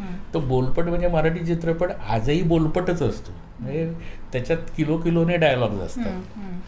आणि आपण जेव्हा जागतिक इतर सिनेमा बघतो तर सिनेमा हे दृश्य माध्यम आहे, तर त्याच्यामध्ये शब्द कमी असले पाहिजे. चित्र म्हणजे व्हिज्युअल म्हणजे नुसत्या फ्रेम्समधनं किंवा व्हिज्युअल्समधनं किंवा लुक्समधनं बोललं पाहिजे, जसे पूर्वी चार्ली चॅप्लिनचे सिनेमे असायचे की ज्याच्यात डायलॉग नसला तरी खूप काही कळून जायचं किंवा पण माझं असं म्हणणं आहे की आपल्याकडे काय झालं की आपल्याकडे व्हिज्युअल लिटरसी खूप उशिरा सुरू झाली. त्याच्यामुळे मग आणि आजही आपल्याकडे क्या डायलॉग मारा आहे वगैरे असं हिरोची ओळख जी आहे ती तो डायलॉग डिलिव्हरी कशी करतो याच्यावर त्याचं हिरो पण मोठं होत गेलं. मग ते त्या काळात दिलीप कुमार असेल, राजकुमार असतील, ते आता अमिताभ बच्चनपर्यंत त्यांच्या अभिनयातल्या सटेलिटीपेक्षा ते डायलॉग्स बाजी कसे करतात आणि डायलॉग काय असतात ह्याच्यावर आपल्याकडे फार हे असतं. त्यामुळे ते दृश्य माध्यमही आपण विसरलोय. त्यामुळे तो बेसिक फरक जागतिक सिनेमातला आणि तर तो आता थोडासा प्रादेशिक चित्रपट विशेषतः मराठी आणि मल्याळी किंवा या चित्रपटांना आपल्याला असं दिसतो की दृश्य माध्यमाचा बऱ्यापैकी उपयोग केला जातोय आणि आता हळूहळू भारतीय पटकथा पण दृश्य माध्यमाकडे बऱ्यापैकी वळते. तरी अजूनही आपल्याकडे लोकांना ना नुसतं दृश्य म्हणजे शांतता किंवा सायलेंट किंवा सायलेंट शॉट्स हे अजूनही पचनी पडत नाहीत. लोक मग थिएटरमध्ये आरडाओरडा करतात किंवा गाणं पाहिजे, मग अगदीच नाही तर बॅकग्राऊंडला तरी टाका, अगदीच नाही तर शेवटी तरी टाका, अशा काही आपल्या धारणा आहेत. आणि त्यात परत काय झालं, मधल्या काळात मेनस्ट्रीम सिनेमातल्या काही लोकांनी नाही आमचा हाच इंडियन सिनेमा आहे आणि त्याच्यात गाणी असणारच किंवा त्याच्यामध्ये असं आम्ही झाडावागे फिरू नाही तर काही करू, असा एक अत्यंत अज्ञानमूलक असा स्टँड घेतल्यामुळे तो फरक आहे. पण खरं तर हे चित्र दृश्य माध्यम आहे आणि दृश्यामधनं गोष्ट पुढे गेली पाहिजे आणि दृश्यामधनं कळलं पाहिजे. म्हणजे त्यात संवाद हे कमीच असले पाहिजे. म्हणून मी माझ्याकडे जेव्हा डायलॉग रायटिंगला येतं ना तेव्हा सुद्धा म्हणतो हे खरं माध्यम डायलॉगचं नाही आहे, हे चित्र माध्यम आहे. तर आपण डायलॉग कमीत कमी ठेवाल तेवढं जास्त बरं आहे. पण ते लोकांना नाही. एक प्रश्न थोडक्यात उत्तर घेऊयात. संजय पवारचे लांबलचक संवाद रेश्मा रामचंद्र यांनी विचारलंय. संजय पवारचे लांबलचक संवाद म्हणणे, त्या वाक्यांचा रिदम सांभाळणे हा कलाकारांसाठी एक अभ्यासच किंवा सराव असतो. दिग्दर्शक म्हणून तुझ्या ॲक्टर्सकडून संवाद फेकीबद्दल तू आग्रही आहेस, याबद्दल तू काय सांगशील दिग्दर्शक म्हणून थोडक्यात? हो, कारण ते काय मी हा जो धडा आहे ना हा मी आळेकरांकडनं घेतला आहे. आळेकरांचं म्हणणं असं असायचं, म्हणजे आळेकरांची सगळी नाटकंही तशी शब्दप्रधानच म्हणता येतील. आणि त्यांनी उपेंद्र लिमये जो माझा मित्र आहे आणि चांगला नट आहे, त्यांनी आळेकरांच्या एका नाटकात काम केलं होतं. आणि शिवाय आणखीन काही ज्या लोकांनी त्यांच्याबरोबर काम केलं, तर ते असं सांगायचं, आळेकर फक्त एवढं सांगायचं मी जे लिहिलं आहे ना ते नीट बोला आणि न चुकता आणि ते जसं लिहिलं आहे त्या वजनाने लिहिलं आहे त्या वजनाने प्रेक्षकांपर्यंत पोचवा, बाकी काही करू नका, अभिनय करायची गरज नाही. तर माझंही तसंच म्हणणं असतं की मी जे लिहितो तर लिहिताना माझ्या डोक्यात एक रिदम असतो, तर त्या रिदमने ते जर वाक्य आलं नाही तर ते भाषण वाटायला लागतं. कारण डायलॉग प्ले, माझे बरेचसे प्ले हे डायलॉग प्ले आहेत, संवाद नाट्य आहेत, ते घटना प्रधान नाही आहेत किंवा असं हे नाही आहेत किंवा धक्का तंत्र वगैरे असं, ते संवाद आहेत. म्हणजे तर ते संवाद नाट्यामध्ये काय हे असतं की संवाद जर तुम्ही त्या नॅचरली किंवा नैसर्गिक पद्धतीने किंवा त्या सहजतेने किंवा त्या वजनाने म्हटले नाही तर ते भाषण वाटतं. आणि भाषण वाटायला लागलं की प्रेक्षक खुर्ची सैलावतं आणि त्याला वाटतं आता ह्याचं झालं सुरू, आता बस, किंवा ह्याचं झालं हो आता सुरू, आता गप्प बस. तर असं होता कामा नये संवाद नाट्यामध्ये. कारण जेव्हा संवाद नाट्य असं म्हणतो तेव्हा त्या संवादात काहीतरी नाट्य असतं, ते नाट्य त्या अभिनेत्याने ओळखणं गरजेचं असतं. म्हणून तो माझा हट्ट असतो आणि ते काही प्रमाणामध्ये मला त्याचा खूप सराव करून घ्यावा लागतो किंवा शेवटपर्यंत मी तेवढा समाधानी राहत नाही. पण काय होतं, प्रेक्षकांना टाळ्या आल्या की नटाला असं वाटतं की आपण सक्सेस झालेलो आहे आणि मग त्या सक्सेसला आपण विरोध कसं करणार. मग मी त्यांना म्हणतो की ते प्रेक्षकांना आवडले ठीक आहे, पण मला नाही आवडलं. मला तुमच्या पॉलिटिकल लिखाणाबद्दल काही विचारायचं आहे की तुमच्या लिखाणामध्ये एक अस्वस्थता जाणवते, म्हणजे खूप स्पष्ट, खूप कधी कधी अगदी टोचणारं असं देखील लिहिलं जातं.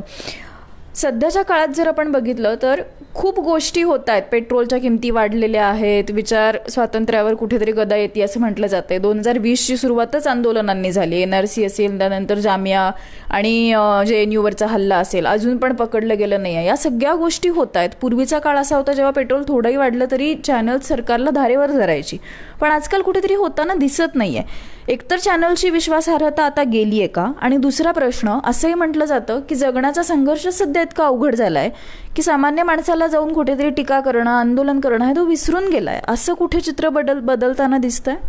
हे चित्र ते बदललेलं आहेच. म्हणजे आता लोकांना आंदोलनं वगैरे करण्यात रस नाही आहे. म्हणजे लोकांची एक मानसिकता, म्हणजे नवीन आर्थिक नीती आल्याच्या नंतर जो लोकांच्या हातात पैसा आला त्यातनं एक लोकांची जी ग्राहक म्हणून जी वाढ झाली त्याच्यातनं त्यांच्यामधली एक मानसिकता अशी झाली की पैसे घ्या पण सेवा द्या. म्हणजे जास्त घ्या पैसे. म्हणजे तुम्ही 100, म्हणजे जेव्हा 70-80 रुपये पेट्रोल होत होतं तेव्हा काही लोक असं म्हणत होते एकदाच 100 करा. म्हणजे कोण असं नव्हतं म्हणून हे त्याला काय अर्थ आहे, 40 रुपये किंवा 50 रुपये नियमानुसार असायला पाहिजेत. म्हणजे अशी गोष्ट कोणी मांडत नव्हतं. तर काय म्हणत नाही एकदाच 100 करा. म्हणजे ते विचार नव्हते करत. तर ही एक तर लोकांची बदललेली मानसिकता. दुसरं राजकीय फरक असा झालेला आहे की 70 वर्ष ज्या काँग्रेसने राज्य केले ना त्यांनी माध्यमांना कधी गांभीर्याने घेतलं नाही. एक तर त्यावेळी एवढी माध्यमांचा स्फोट झालेला नव्हता. 2 सरकारी माध्यमं होती, आकाशवाणी आणि नंतर आलेलं दूरचित्रवाणी.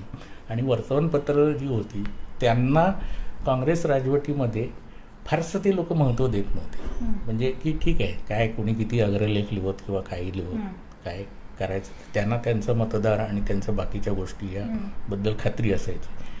त्यामुळे ते महाराष्ट्र टाइम्समध्ये किती तळवळकरांनी असे तडफदार किंवा असे अग्रलेख लिहिले तरी त्यांचं कॅल्क्युलेशन असं असायचं महाराष्ट्रांचा खप किती आणि त्यात आमचा मतदार किती त्याचा वाचक आहे. तर ते ठीक आहे, एका वर्गाला वाटत असेल तर होय. आणि दुसरं असं होतं त्या काळामध्ये माध्यमापर्यंत बातम्या हे सत्ताधारीच पोचवायचे किंवा विरोधी पक्षांकडे ते अंतर्गत राजकारणाचा भाग म्हणून.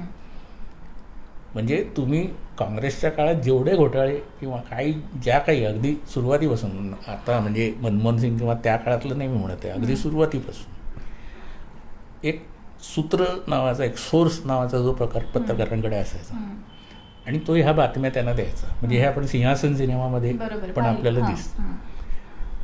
भाजप सरकारने काय केलं आहे, हे सोर्सेसच बंद केले. म्हणजे त्यांनी ती पक्षीय शिस्त म्हणा, ती दहशत म्हणा किंवा काही म्हणा, तुम्हाला भाजपमधनं अशी कुठलीही बातमी येणार नाही तुमच्याकडे की त्यांचं पक्षीय शिस्त असेल, काही असेल. आणि दुसरं म्हणजे त्यांनी हे तर केलेलंच आहे की माध्यमं ताब्यातच ठेवलेली आहेत. मग काही त्यांनी ती संपादक केंद्री जी माध्यमं होती ती मालक केंद्री केली आणि मालकांना अंकित केलं. आणि त्यामुळे मग मालक असं म्हणायला लागले की नाही, म्हणजे जरी शीर्षस्थ नेता असं काही त्याचं काही म्हणणं नसेल तरी त्याच्या आधी म्हणजे राजापेक्षा राजनिष्ठ होण्यातच मालकांनी जास्त हे केलं. म्हणजे उद्या कदाचित मोदी एखादी बातमी आली म्हणून काय लगेच असे हे नाही होणार. पण ह्यांनाच असं वाटतं की नाही मोदींच्या विरोधात लिहिता कामा नये, मोदींच्या विरोधात लिहिता कामा नये. म्हणजे तो त्यांचा एक पक्षीय हे म्हणून असेलही किंवा त्यांच्या एका कार्यशैलीचा भाग म्हणून. पण मुळात मालक लोकांनीच रांग्या टाकल्यावर आणि संपादक केंद्री जे सगळं होतं ते मालक केंद्रित झाल्यावर मग त्याला कशालाच काही अर्थ राहिला नाही. आणि त्यामुळे मग असं झालं की हे सोर्सेसच गेले. त्यामुळे आता काहीतरी फुटकळ बातम्या येतात सत्ताधारी याच्यातनं वगैरे वगैरे. पण पूर्वी आता तर मध्ये अर्थ मंत्रालयात पत्रकारांना बंदीच केली होती. तर अशा ज्या गोष्टी घडत आहेत ना तर त्याच्यावर कोणी पत्रकार म्हणून रिॲक्टच होत नाही. कारण ते का नाही रिॲक्ट होत, कारण त्यांचे मालक त्यांना म्हटले की तुम्ही घरी जा. बरोबर. तर असं जे सगळं वातावरण झालंय ना त्याच्यामुळे कुठलीच गोष्ट बाहेर येत नाही. पण ही गेलेली विश्वासार्हता यायला खूप कष्ट घ्यावे लागतील मीडियाला. नाही, पण लोकांना आता त्याच्यावर विश्वासार्हताच नाही आहे. पहिलं एक दुसरी काय गोष्ट झालेली माहिती आहे का की म्हणजे जी तांत्रिक पण आहे थोडीशी, माझ्या असं अलीकडे विचार करताना लक्षात की उत्सुकता नावाची जी गोष्ट आहे ना तीच आता या नवीन कालखंडात संपलेली आहे.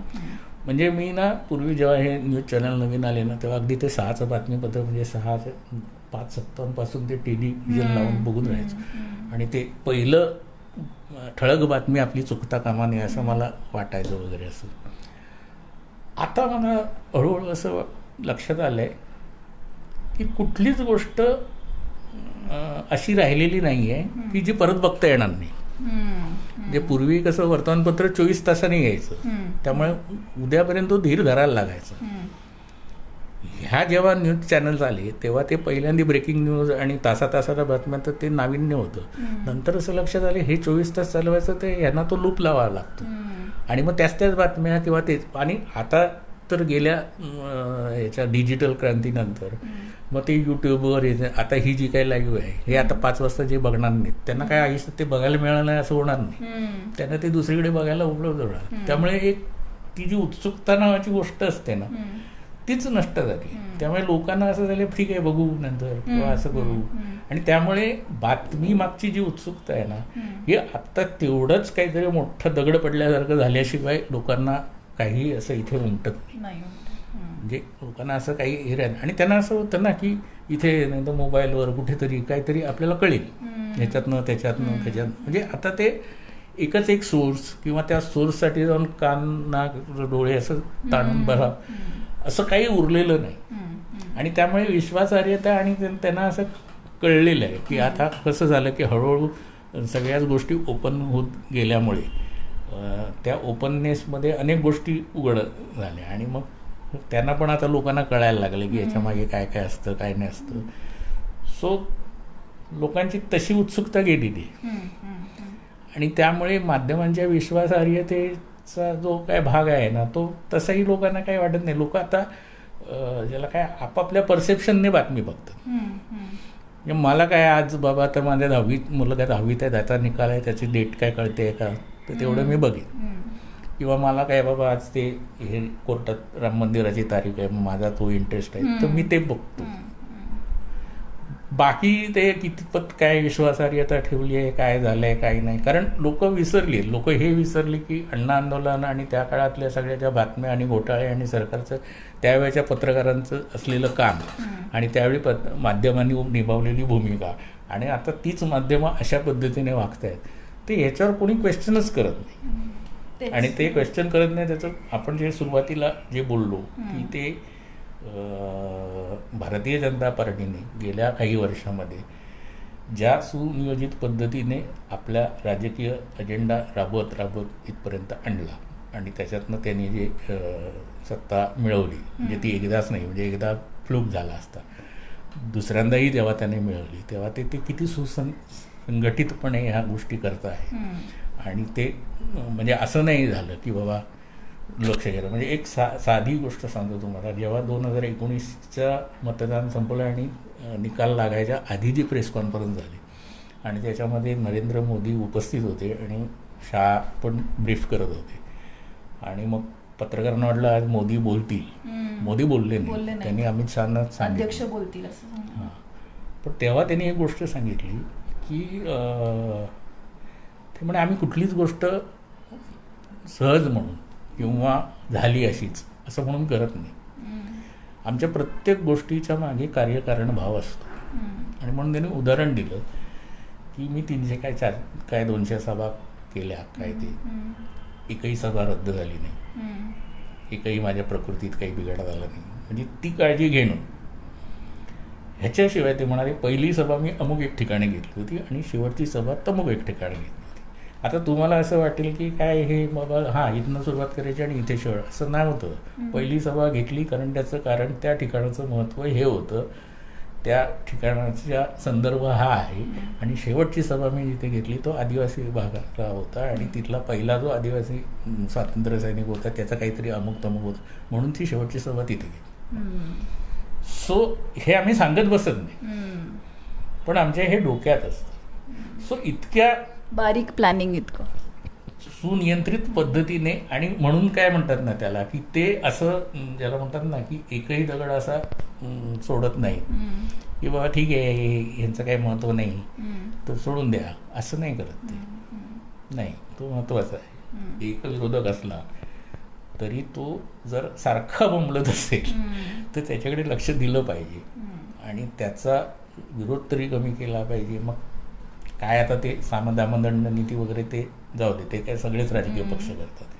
पण हे जे सगळं आहे ना, यातनं फक्त लोक असा झालेला आहे तयार की मोदींचं नेतृत्व ज्या पद्धतीने पक्षीय पातळीवर सुद्धा ज्या पद्धतीने आहे, म्हणजे हे भाजपमध्ये वाजपेयी कालखंडापर्यंत नव्हतं ज्या पद्धतीने आत्ता मोदी आणि शहांचं. म्हणजे मी अनेकदा ते लिहिलेलं आहे की भाजपमधल्या लोकांना तरी कसं हे चालतं, पण ते त्यांनी ते स्वीकारले. कदाचित ते संघ पद्धतीने ते नो क्वेश्चन असं असल्यामुळे असेल. पण ह्यातनं काय होतं की तो भारतीय मानसिकता जी आहे ना, म्हणजे मला जे विश्वास वाटतो हे की या देशात कधी हुकुमशाही येऊ शकणार नाही. याचं कारण असं आहे की भारतीय मानसिकता अशी आहे, त्यांना असं फार हुकुमशाही पद्धतीने कोणी वागलेलं चालत नाही. त्यांना स्वतःचा एक आवाज लागतो. पण या संदर्भात मला तुम्हाला विचारायचं, असंही म्हणलं जातं की पूर्वी होती ती घोषित आणीबाणी होती, आताची अघोषित आणीबाणी आहे देशातली. यावर तुमचं काय म्हणणं आहे? नाही, अघोषित म्हणजे ती अघोषित कशी आहे, मी म्हटलं तसं त्याच्यासाठी तयार केलं गेलं आहे की हे बघा, आपण सगळे बहुसंख्य आहोत की नाही, मग आपल्याला जर अमुक एक करायचं असेल तर आपल्याला ते तमुक नाकारावं लागेल. आणि मग त्याच्यासाठी आपल्याला ह्या गोष्टी त्याग कराव्या लागतील किंवा ह्या गोष्टी अशा पद्धतीने बिंबवायला लागतील. ह्याला तुमची तयारी आहे का? तर ते एकमुखाने लोक हो म्हणतात. लोकांनी थाळ्या वाजवल्या, लोकांनी मेणबत्त्या लावल्या, लोकांनी काय काय जे दिवे लावले, काय काय केलं. आज कोरोनाच्या संदर्भात कोणी ते प्रश्न विचारत नाही किंवा त्या डॉक्टरांना वेतन मिळत नाही आहे, नर्सेसना साधनं मिळत नाही आहे. तर जे थाळ्या वाजवणारे लोक किंवा त्या मेणबत्त्या लावणारे किंवा ते जे काही सगळे लोकांनी केलं, त्यातला कोणालाच हा प्रश्न पडत नाही की अरे हे करून काय होतं की काय जे काही पुष्पवृष्टी वगैरे केल्या गेल्या, ते हे जे काय कार्यक्रम झाले तर हे काहीतरी चुकीचं झालं आहे किंवा ह्याची गरज नव्हती असं कोणाला वाटतच नाही. कारण ती मनोभूमिका अशी तयार केली गेली झोंबीसारखी की नाही, हे जरी असलं तरी हे असलं पाहिजे. म्हणजे त्याला म्हणतात ना की ऋण काढून सण साजरा करणे, तसं नाही. ठीक आहे ना, म्हणजे अमुक एक झालं असेल म्हणजे आपल्याकडे जे जसं आहे की बाबा घरात निधन झालं तरी मग ते वर्षाच्यात का होईना पण ते लग्न करा, पण लग्न झालं पाहिजे. म्हणजे ते जसं आहे ना, म्हणजे हे काही जसं शो मस्ट गो ऑन सारखं नाही आहे, पण हे ना एका गणवेशात सगळ्यांना लपेटण्यासारखं आहे. आणि त्याला तुर्तास इथल्या जनतेमधनं पाठिंबा आहे. त्यांना जेव्हा त्या गणवेशाचा कंटाळा येईल आणि ते जेव्हा स्वतःहून ते भिरकावून देतील किंवा त्या गणवेशात राहून त्यांना जेव्हा कंटाळा येईल त्याचा एका पॉईंट नंतर तो येईलच. म्हणजे साधं शाळेत सुद्धा गणवेश असतो तेव्हा कधीतरी एक दिवस साधा ड्रेस घाललेलं मुलं जितके आनंदी होतात, तर तसंच आहे ते. हा गणवेश आता लोकांनी मनापासून स्वीकारला आहे मोठ्या एका लोकसंख्येने की जे त्यांचे मतदार झालेले आहे. त्यांना जोपर्यंत हा गणवेश चालतो आहे तोपर्यंत हे चालेल. त्यांना जेव्हा वाटेल तेव्हा ते भिरकावून देतील आणि मग तेव्हा ते सगळं संपेल.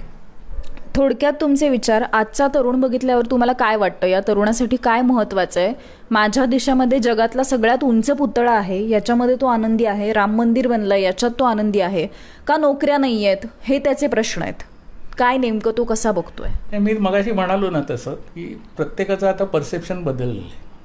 देश म्हणून एकच परसेप्शन असं येत नाही. आणि ते येतं ना, ते कोणीतरी माझ्या वतीने म्हणतं. माझ्या वतीने कोणतरी म्हणतं की पाकिस्तानला घरात घुसून मारलं पाहिजे. माझ्या वतीने कोणीतरी म्हणतं की सर्जिकल स्ट्राईक झाला तो बरोबर झाला, किंवा माझ्या वतीने कोणीतरी म्हणतं की राम मंदिर झालंच म्हणजे अमुक झालं वगैरे किंवा पुतळा वगैरे. मला असं वाटतं की आजचा जो तरुण आहे त्याला राम मंदिर असो, तो पुतळा असो, याच्याबद्दलचं फार काही सोयर सुतक नाही आहे. तो एकतर स्वकेंद्री आहे आणि स्वकेंद्री असण्याचं त्याचा काळ आहे. म्हणजे तो जगण्याच्या सगळ्या आपण माणसाचा जो सगळा प्रवास झालेला आहे त्या सगळ्या ह्याच्यामध्ये आपण आता अशा स्टेजवर आहोत की जिथे गॅजेट्सच्या दुनियेने माणसं एक माणूस एक जग असं झालेलं आहे. आणि ही सगळी तरुण पिढी हे ज्या म्हणजे ते जेव्हा ते तरुण आहेत तेव्हा त्यांच्या वाट्याला ते आलेलं आहे आणि ते त्याचा पूर्ण उपभोग घेत आहेत. म्हणजे ते कशाकडे बघत नाही आहेत किंवा काहीतरी सततच पूर्ण बघणं असं नाही आहे, पण ते अंगाला लावून नाही. म्हणजे पुतळा आला का त्याच्यावर 1-2 वगैरे, पण उद्या जाऊन त्याच्यासाठी जाऊन काहीतरी झेंडे फडकावे किंवा काहीतरी करावे असलं काही कोण करणार नाही. ठीक आहे, त्यांना वाटतं 200-400 ओके, नो प्रॉब्लेम. राम मंदिर झालं का ओके, असं झालं होतं का बरं. कोणाला त्याच्या इतिहासात जाण्यात इंटरेस्ट नाही, कोणाला त्याच्या निर्माण जे झालेल्या गोष्टी होत्या त्याच्यात इंटरेस्ट नाही. कारण त्यांची जी पिढी आहे ती खऱ्या अर्थाने ग्लोबल आहे. ती खऱ्या अर्थाने ग्लोबल आहे. म्हणजे आता ना आपण सरकारी किंवा कुठल्या तरी दप्तरी नोंदीसाठी शहर ग्रामीण असं म्हणतो, पण इंटरनेट आल्यापासून काही शहर राहिलं नाही, काही ग्रामीण राहिलेलं नाही. म्हणजे आज जे तुम्ही इथे वाचताय तेच तिकडे कुठेतरी नांदेडजवळच्या एका खेड्यातला माणूससुद्धा ते वाचत असतो. पूर्वी हे नव्हतं. तर त्यामुळे आता ते सगळं ग्लोबल झाल्यामुळे ते जगभरातल्या गोष्टी बघत असतात, जगभरातल्या गोष्टींकडे बघत असतात. मग त्यातनं आपल्याकडच्या काही गोष्टी कम्पेअर करत असतात. काही गोष्टी म्हणजे आताच्या तरुण पिढीचं जर आपण नीट ॲनालिसिस केलं ना, म्हणजे एक शहरी याच्यात बघा, ग्रामीण भागामध्ये अजून म्हणजे ग्रामीण म्हणजे त्या अर्थाने महानगरं नसणे. म्हणजे आपण आता ह्याच्याप्रमाणेच फरक करू की मुंबई हे मेट्रो आहे आणि नांदेड नाही आहे, तर तेवढा एक फरक सोडला ना, तर जितकं इन्फ्रास्ट्रक्चर आणि याच्या वाईज शहरांचं अधिकाधिक शहरीकरण आणि अधिकाधिक त्या पद्धतीचा विकास होतो आहे ना, तितकी तिथल्या पिढ्या ह्या सर्व ह्याच्यात बदलत आहेत. म्हणजे त्यांचे लग्न, कुटुंब, नंतर बाकीच्या गोष्टी. फक्त मला जाणवलेली गोष्ट ह्या नवी पिढीची जी आहे ती आहे की ती भयंकर इको फ्रेंडली आहे आणि पर्यावरणवादी आहे आणि प्राण्यांबद्दल त्यांना कणव किंवा सहानुभूती आहे. म्हणजे त्यांना प्राणी हा आपल्या जीवनाचा भाग असावा असं वाटतं, की जे फार पूर्वी होतं, मधल्या काळात ते गेलं होतं सगळं. किंवा एकूण पर्यावरणाबद्दल, स्वच्छतेबद्दल ते सेल्फ डिसिप्लिनरी आहे. ते चॉकलेट खाऊन ते चांदी टाकणार नाही, ते पर्समध्ये ठेवते किंवा सॅकमध्ये ठेवते, ते थुंकणार नाही. हे जे आहे ना, हे वैयक्तिक स्वरूपाचे बदल आहेत, पण उद्या त्यांचा म्हणून जेव्हा समाज येईल ना, तेव्हा हे बदल आपल्याला दिसतील. शेवटचा प्रश्न, नारी समता मंच आणि मिळून साऱ्याजणी बरोबर तुम्ही खूप वर्ष झाले आहात, तुम्ही लिहायचा पण आधी पुरुष स्पंदनसाठी तुम्ही लिहिलं देखील आहे, तर काय नातं तुमचं यांच्याशी आणि आता मिळून साऱ्याजणी कडे बघता तेव्हा काय वाटतं, पुढे कशी वाटचाल असावी वगैरे? नाही, मला तर मी स्वतःला असं म्हणतो आणि मला त्याच्याबद्दल की मी टोकाचा फेमिनिस्ट स्वतःला समजतो आणि माझ्या सर्व लिखाणामध्ये तो थॉट कायम आलेला आहे. म्हणजे त्यामुळे अनेकदा नारी समता मंच असेल, मिळून साऱ्या असेल किंवा स्त्रीमुक्ती संघटना असेल किंवा आणखीन कोणी फेमिनिस्ट असेल, ते म्हणतात हा जरा अतिरेकीच फेमिनिस्ट आहे, म्हणजे हे एवढं पण असता कामा नये वगैरे.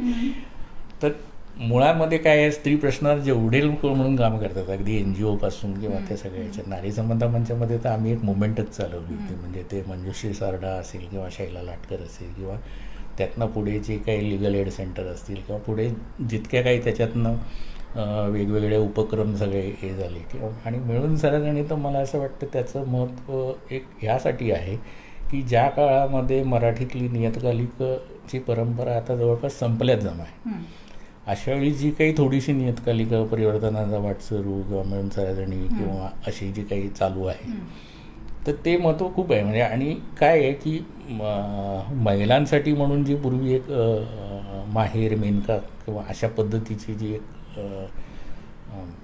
लोकप्रियच्या ह्याच्याकडे झुकणारी जी होती तीही बंद पडली. पण ज्याला एक वैचारिक अधिष्ठान आहे ते मिळून साऱ्याजणीसारखं मासिक चालू राहतं.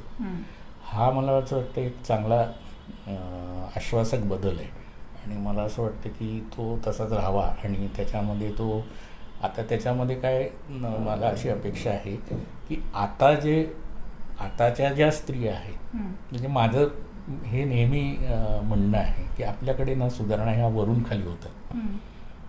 तर वरच्या लोकांनी आधी तो पुढाकार घेतला पाहिजे. तर म्हणून माझं असं म्हणणं होतं की आत्ताच्या ज्या तरुण मुली आणि बायका यांचे जे प्रश्न आहेत ते खूप वेगळे आहेत.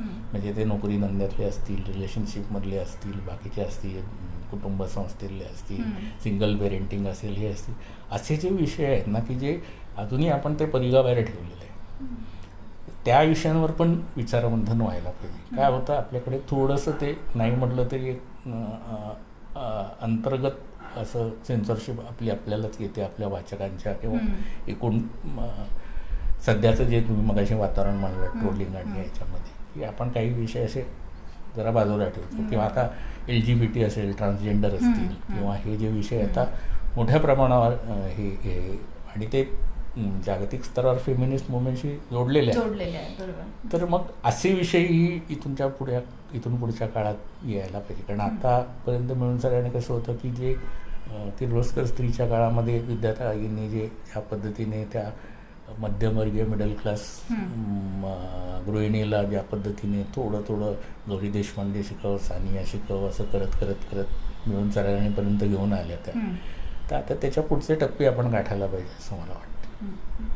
मला याच्याशीच जोडून एक प्रश्न घ्यायचा आहे की बाई वजा आई हे तुमचं नाटक, त्याचा पुण्यात एक प्रयोग झाला, तर ते फेमिनिझमशी रिलेटेड आहे का? त्याचा काय विषय आहे? थोडंसं आम्हाला आवडेल ऐकायला. विषय असा आहे की म्हणजे वर्किंग वुमन जी आहे ही चांगली आई होऊ शकत नाही का, असा त्याचा एक लाईनमध्ये जर विषय मांडता येईल. की नेहमी असा एक दोष दिला जातो किंवा आता मुलगा 12वीला आला की आईला सुट्टी घ्यायला लागते किंवा ती वर्षभर सुट्टी घेते, किंवा मुलाला मार्क कमी पडले तर मग तुझं लक्ष नाही, किंवा मग हिला करिअरचं जास्त पडलेलं आहे, मग ती स्त्री राजकारणातली असते. त्याच्यामध्ये 8 स्त्री आहेत. एक सनदी अधिकारी आहे, एक राजकारणी आहे, एक ॲक्ट्रेस आहे, एक मीडिया मॅनेजमेंट करणारी आहे. अशा 8 स्त्रिया वेगवेगळ्या क्षेत्रातल्या आहेत त्या, आणि त्या एका ठिकाणी जमलेल्या आहेत आणि त्या ह्याच्यावर बोलतात की आपण मिळवते आहोत, तर म्हणजे आपण आई बनायला नालायक आहोत का. आणि मग त्या प्रत्येकीचं अनुभव आहे की घरातनं कसं हे झालं. मग ती राजकारणातली बाई आहे ती म्हणते की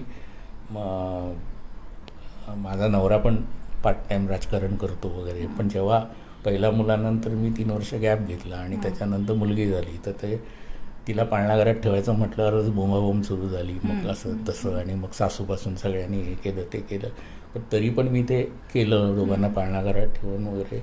आणि मग मी पक्षाची सरचिटणीस झाली, सरचिटणीसची मी अमुक एक झाली.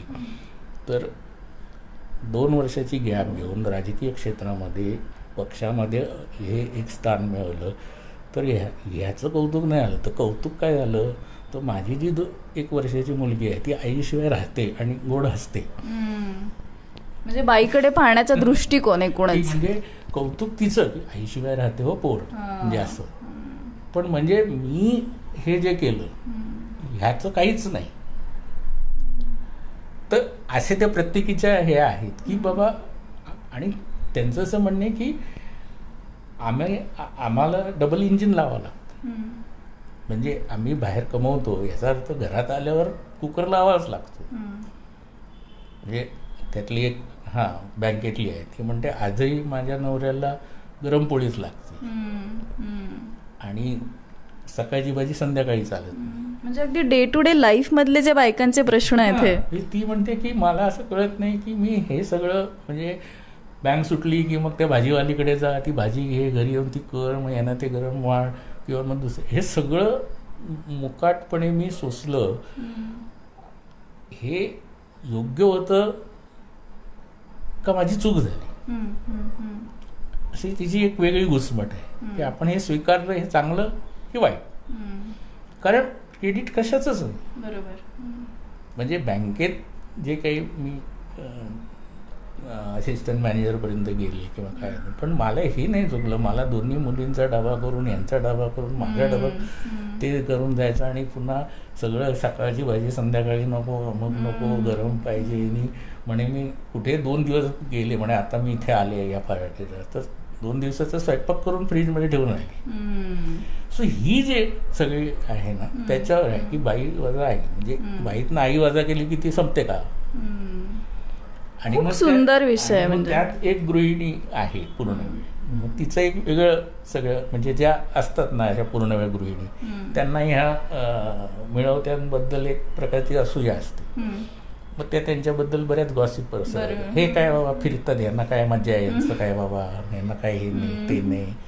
आणि मग त्या अशा त्यांचे लुक्स असतात की कसं ज्या कपडे घातलेत, कसे बघतात, किंवा कसं काय लिपस्टिक लावली आहे, आणि मग काय बाबा यांचं म्हणजे, किंवा मग त्यांच्या मुलांकडे बघून एकदम काय बाबा बिचारी मुलं सकाळपासून अशी असतात तशी असतात, याच्याकडे असतात त्याच्याकडे असतात वगैरे. म्हणजे अगदी बारीक बारीक रोजच्या आयुष्यातलं टिपलं.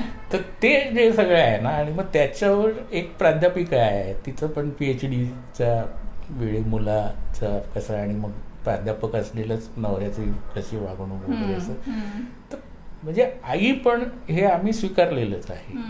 पण तुम्ही असं समजता आम्हाला की आम्हाला म्हणजे आम्ही आई नाही, किंवा आई असणं म्हणजे काहीतरी ग्रेट आहे, आणि त्याला जे असे अतिरिक्त हे लावलेलं आहे.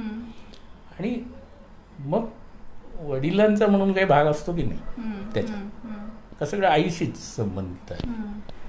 आणि म्हणून मग ती सगळा तो डिबेट आहे की नाही आम्ही बाई आहोत आणि आई पण आहोत, आणि आम्हाला काही याच्यात हे नाही आहे असं.